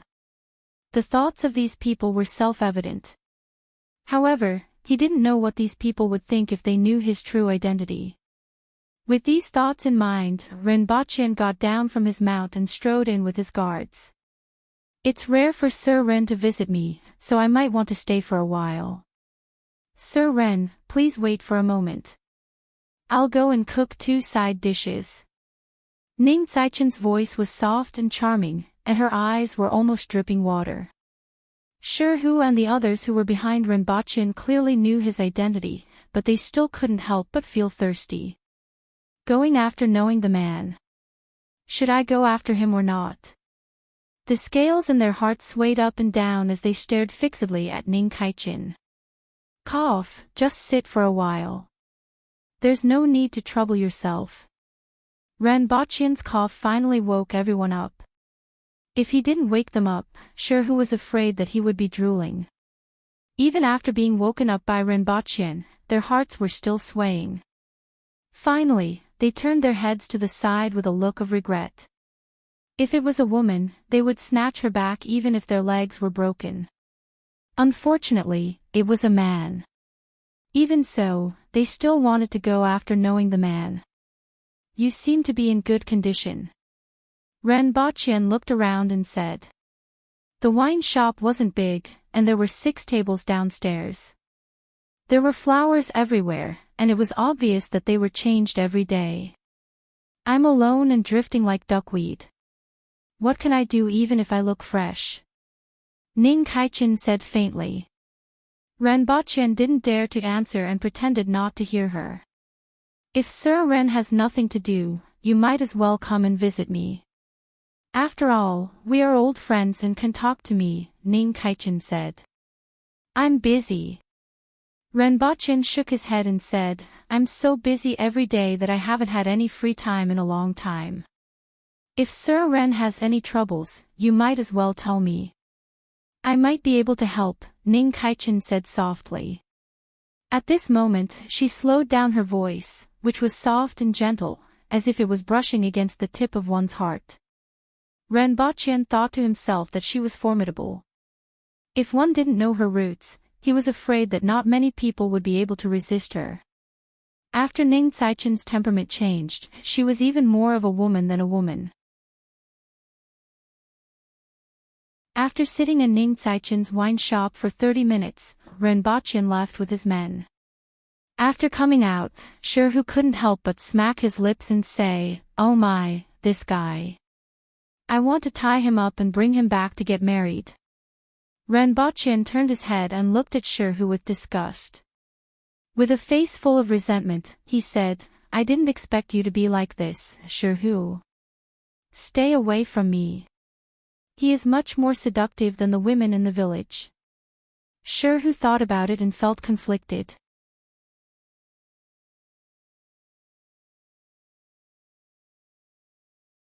Chapter 6:19.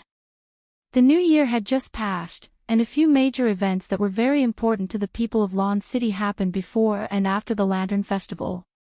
First, there were hundreds of 6-meter-tall elephants that headed north from Tianjing Basin and arrived at the south gate of Lan City. After confiscating the 6 doors' secret manuals, Shi Huanya used a few months to finally subdue this batch of elephant soldiers.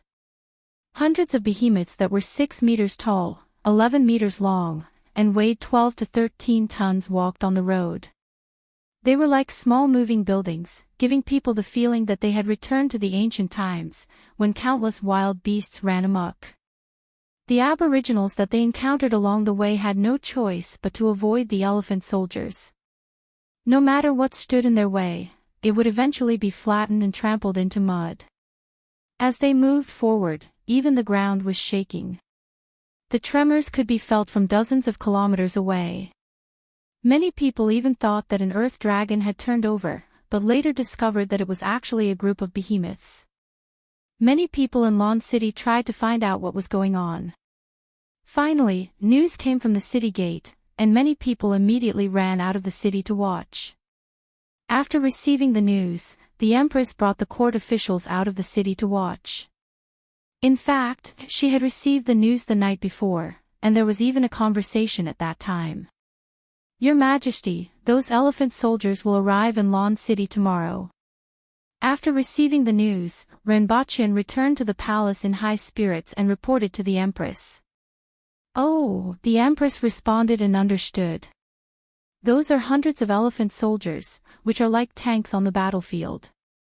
Protector General Shi spent a lot of effort to subdue them, and they will be very useful in the war with the Yun nation. Your Majesty, can you at least give us a reaction?" Renbaqian was speechless when he saw the Empress's reaction. "Oh." The Empress responded.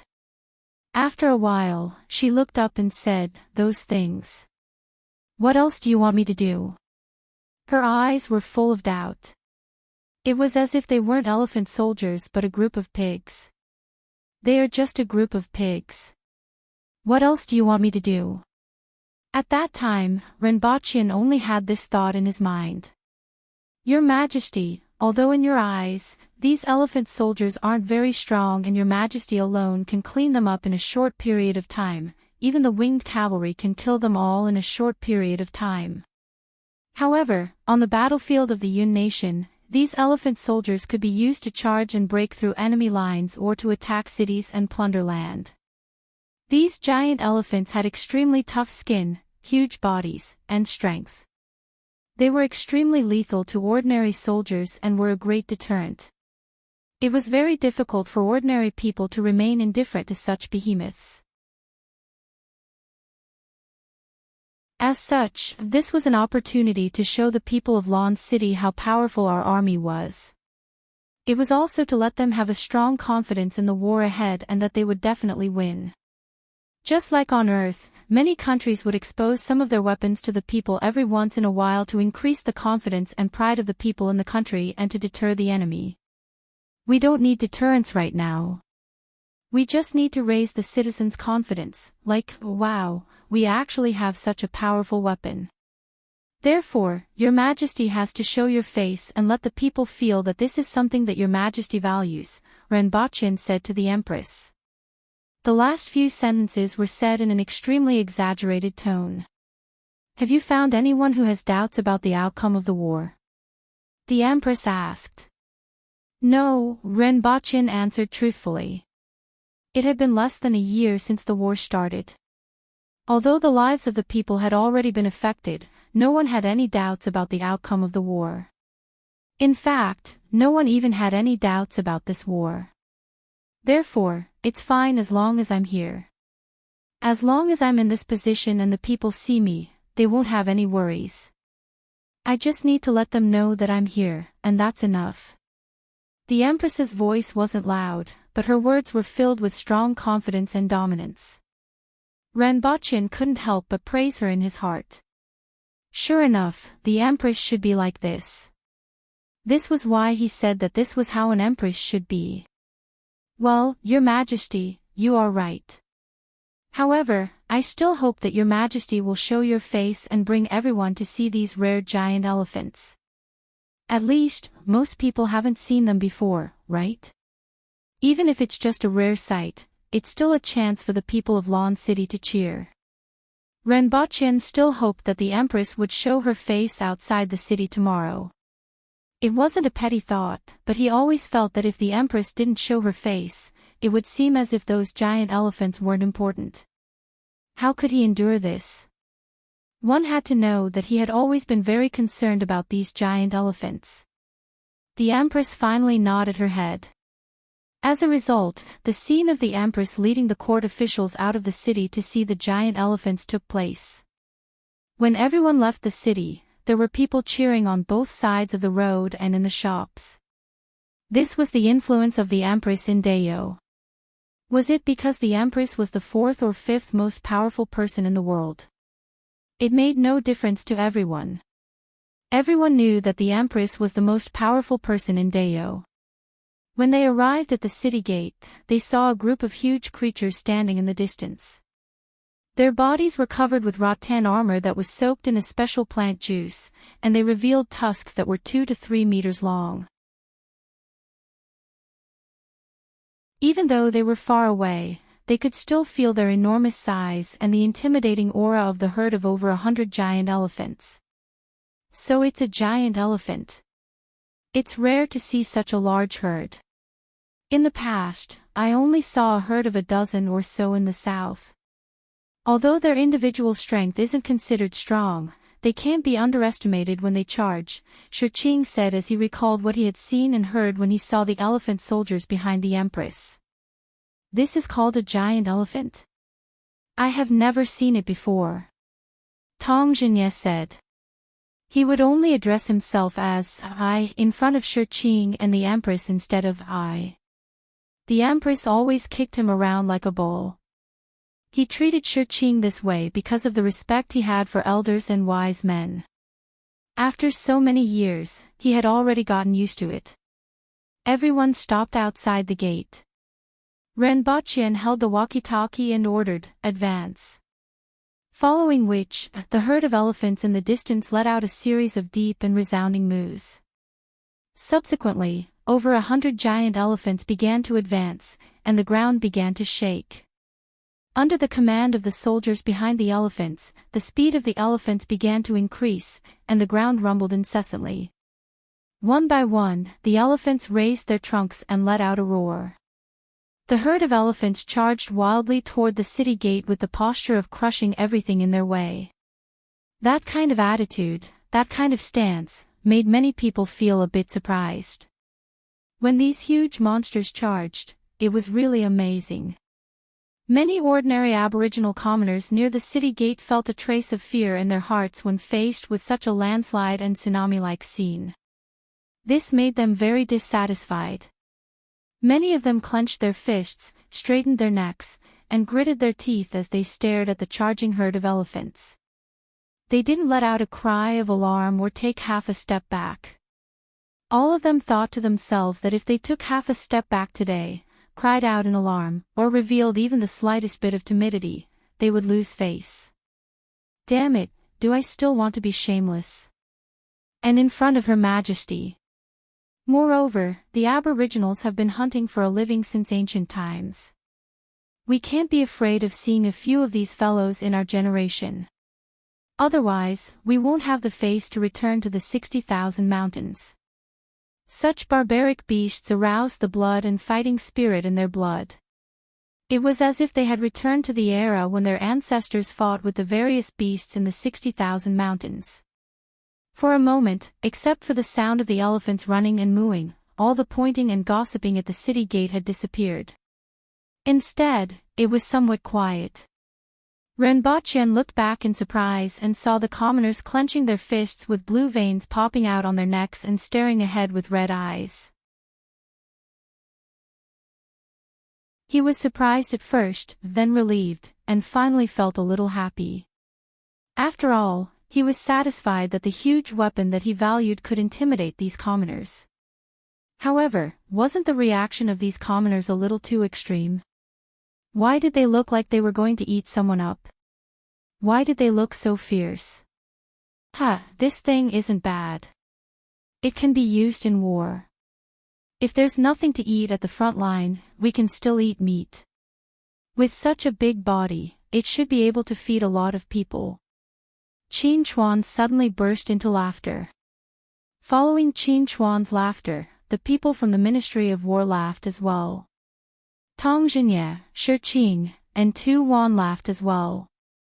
Following which, the fierce expressions of the commoners also relaxed, and they all laughed out loud. Do you understand? The Empress tilted her head and looked at Renbachien. I don't understand, Renbachien answered truthfully. He was a little confused and didn't know what was going on. This is blood, qi, and courage. To you, these elephants are weapons of war, but to others, they're just food. It's not because of who is a cardinal heaven expert, but because this has been the case since ancient times. As the Empress spoke, she was in high spirits and looked heroic. She was obviously very satisfied with the performance of the people behind her and the commoners. Renbachien looked at the Empress and then at the people behind him before chuckling.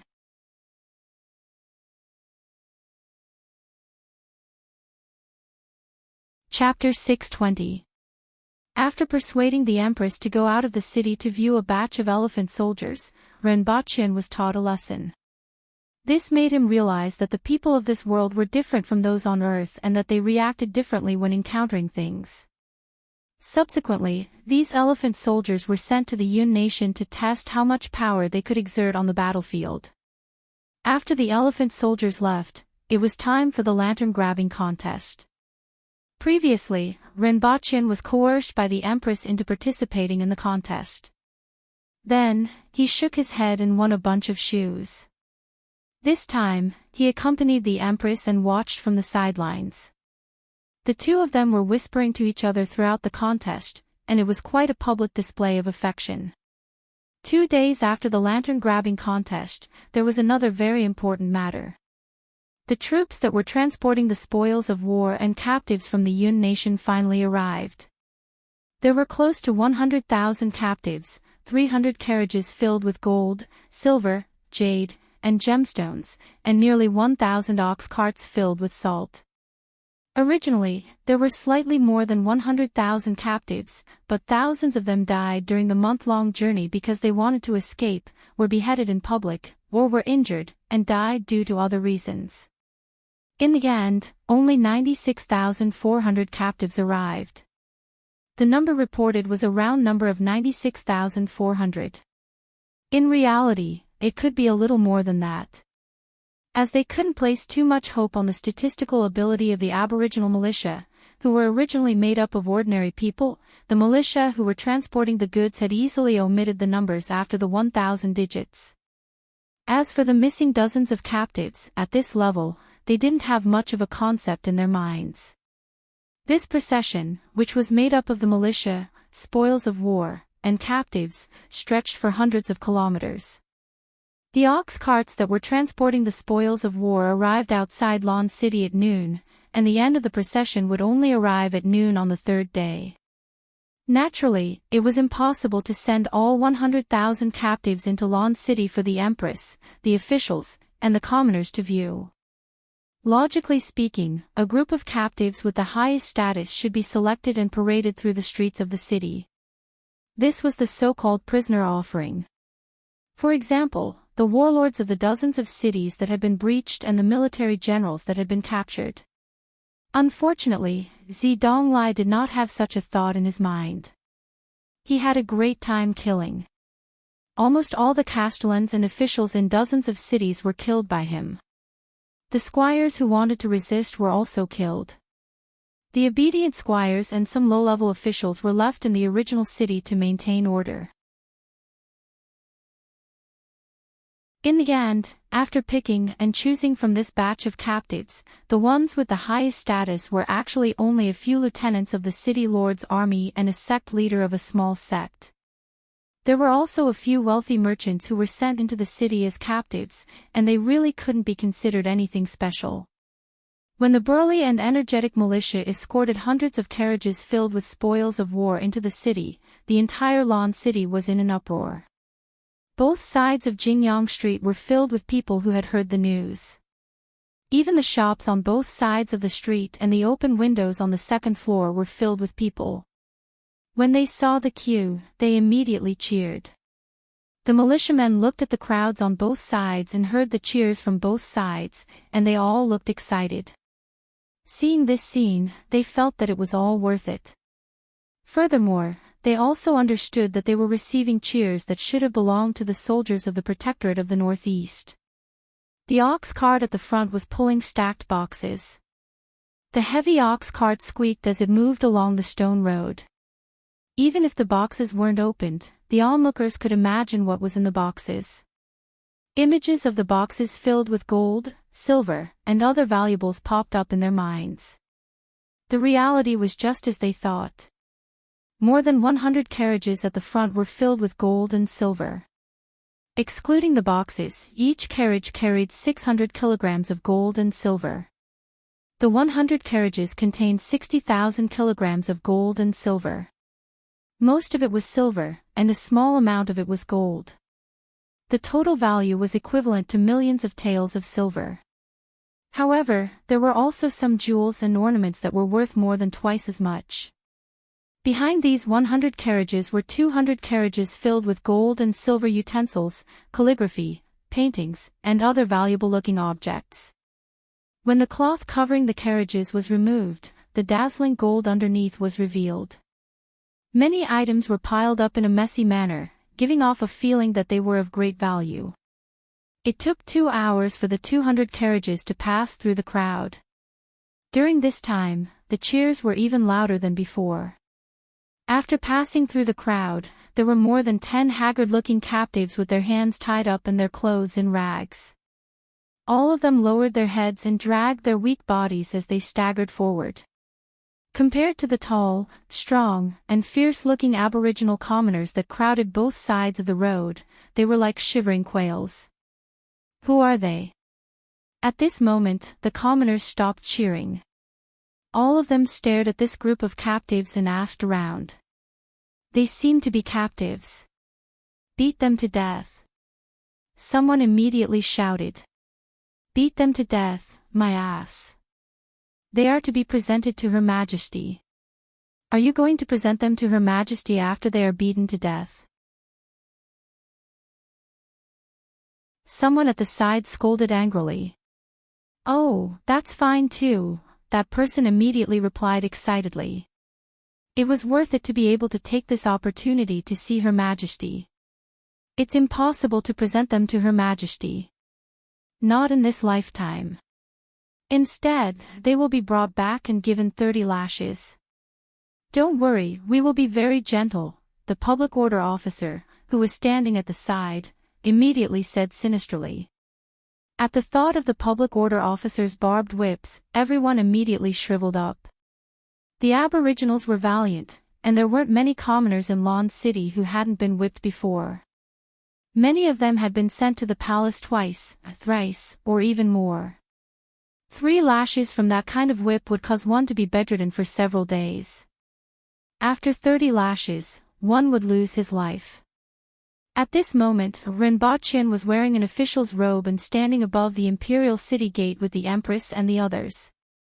The square in front of the palace below was filled with carriages arriving one after another. Greetings, Your Majesty. Your Majesty is mighty. The militia below immediately cheered when they saw the Empress appear at the top of the city wall. These people couldn't think of anything like, "Your Majesty is skilled in both literature and martial arts, and will benefit the common people for thousands of years. You will rule the world for thousands of years." In the end, they could only shout, "Your Majesty is mighty." However, the atmosphere was extremely enthusiastic. These militias came from other cities, and 99% of them had never seen the Empress before. At this moment, they were all excited to see her. This trip was really worth it. "Well done," the Empress said faintly from the top of the city wall. Her voice was flat, but her voice spread throughout the city. "Thank you, Your Majesty." These plain words made these people feel as if they had received the greatest reward. Present. Following a shout, everyone opened the boxes on the carriages, and the carriages immediately reflected the dazzling gold and silver light. Tu Wan and the other people from the Ministry of Revenue were elated. 300 carriages of gold and silver were worth at least a few million taels of silver. This batch of gold and silver would be replenished to the national treasury, and the financial situation would finally be a little better. Tong Jingye, Qin Chuan, and the others also looked happy as they touched the slips of paper in their arms. The slips of paper were filled with the areas that their departments needed to spend money on.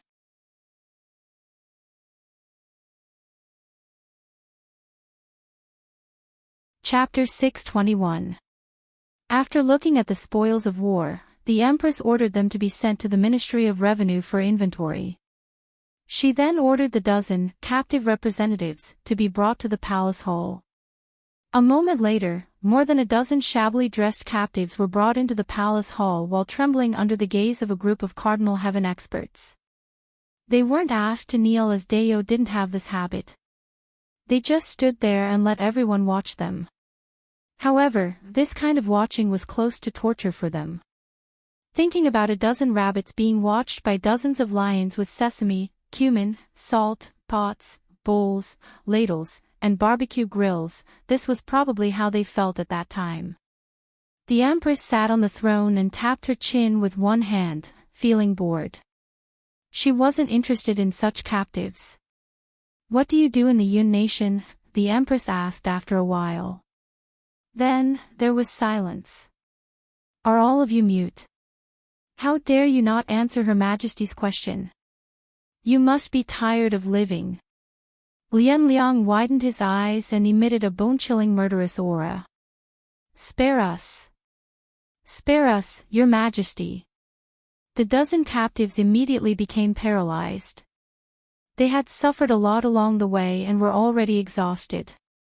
They were even more terrified when they were brought to the center of the palace hall. Now that they were frightened by Lian Liang, they immediately became paralyzed. Some of them immediately wet their pants, causing everyone to frown. "Forget it.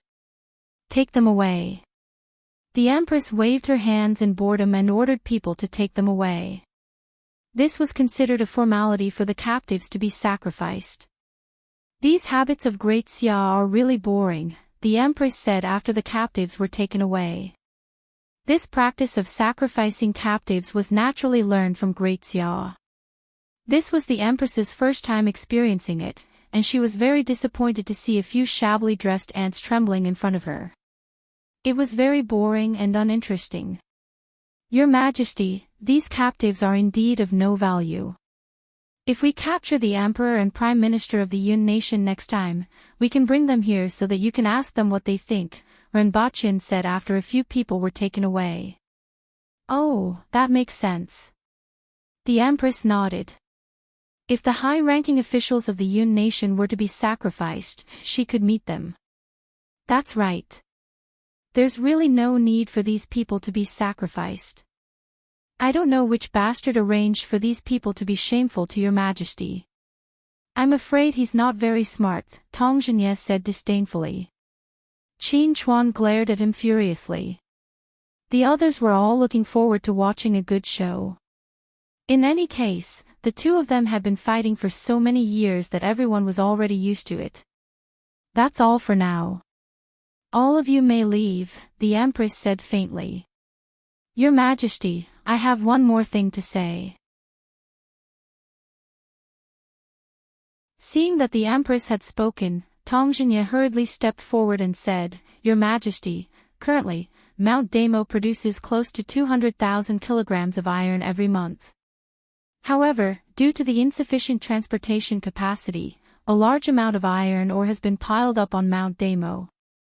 At the same time, the smelting furnace and forging workshop at 19 Rivers also needed to be expanded. Also, the salt wells didn't have enough manpower and needed to be expanded. In addition, there are areas that need to be repaired in the city walls and government offices. As he spoke, Tongzhinya took out a stack of paper with densely packed words written on it. Immediately, a guard took it and placed it on the desk in front of the Empress. Your Majesty, the frontline's rations are still 2 months short. Furthermore, the continuous battles over the past few months have greatly damaged their weapons. Many of the soldiers' weapons have already been used as iron plates. Also, the salary and rations of these auxiliary soldiers have not been decided yet. Even if we don't mention the monthly salary, His Majesty should still reward the auxiliary soldiers. Qin Chuan said.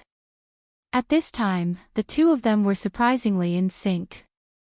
Your Majesty, the Ministry of Revenue only allocated 50% of last year's salary and is still short by half.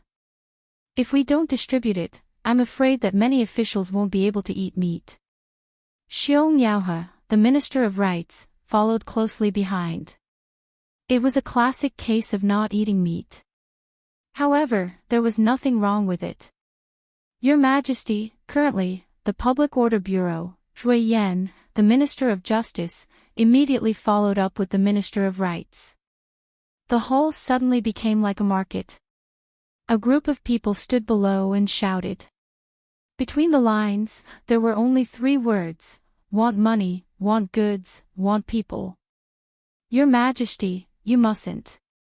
Last year, many of the cities in the north suffered losses, and the allocation of money and rations consumed more than half of the national treasury. After that, many of the cities in the northeast were attacked by the Yun nation, and we also need to allocate food to help the people there tide over the difficulties. If all the money is transferred, it will only barely be enough to help the people in the destroyed city survive until the spring harvest. We absolutely won't have any extra resources for other purposes. Tu Wan stepped forward with an ashen face, and her voice immediately overwhelmed everyone. In fact, they still owed the rearguard commandery a few months' worth of rations. The Empress couldn't send hungry soldiers. However, seeing Tu Wan's surging aura and knocking everyone aside, Renbaqian was very rational and didn't say anything. His physique wasn't like that of Tongzhinya and the others. It didn't matter if they were hit, but if he was hit, he would be half dead.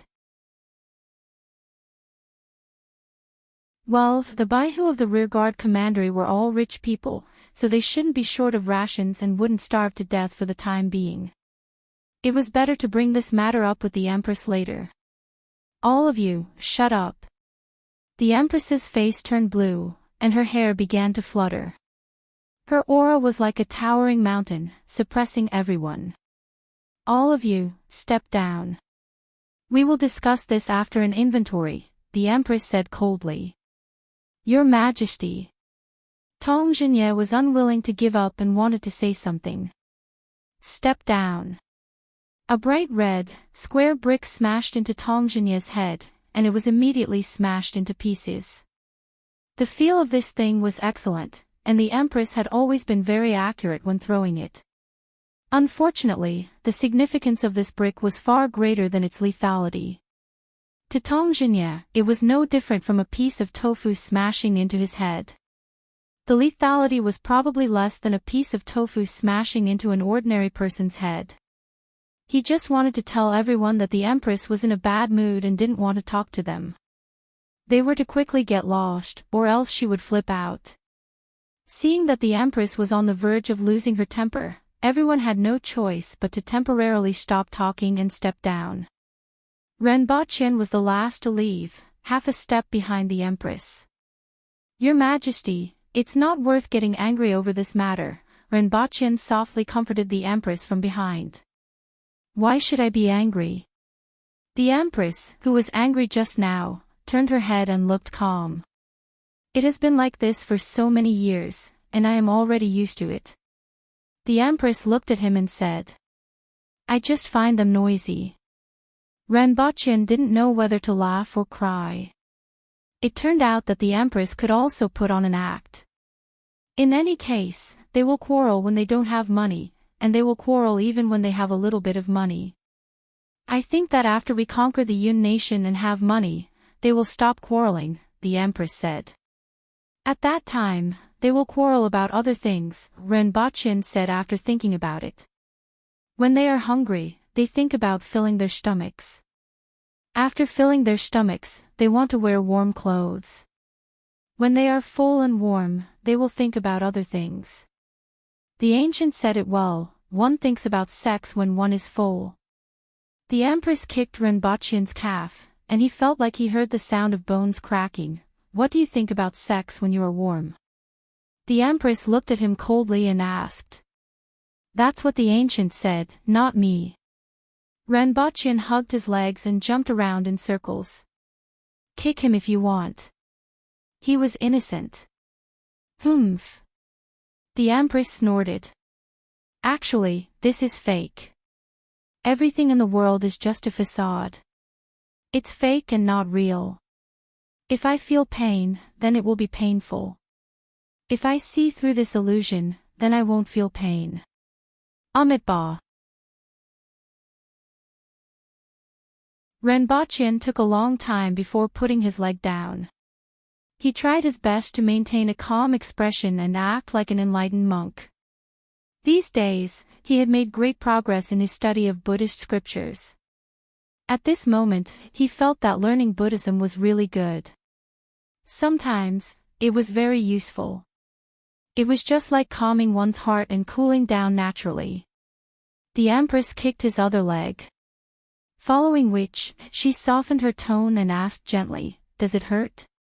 Renbochin's face twitched. You're tuning into the LoveLore Library YouTube channel. We're so grateful for your support, and don't forget to subscribe to join us on this incredible journey through captivating stories. Your generosity through donations truly makes a world of difference, as it's the primary source of revenue that allows me to expand and enhance this channel for you. Thank you from the bottom of my heart for being a part of this adventure.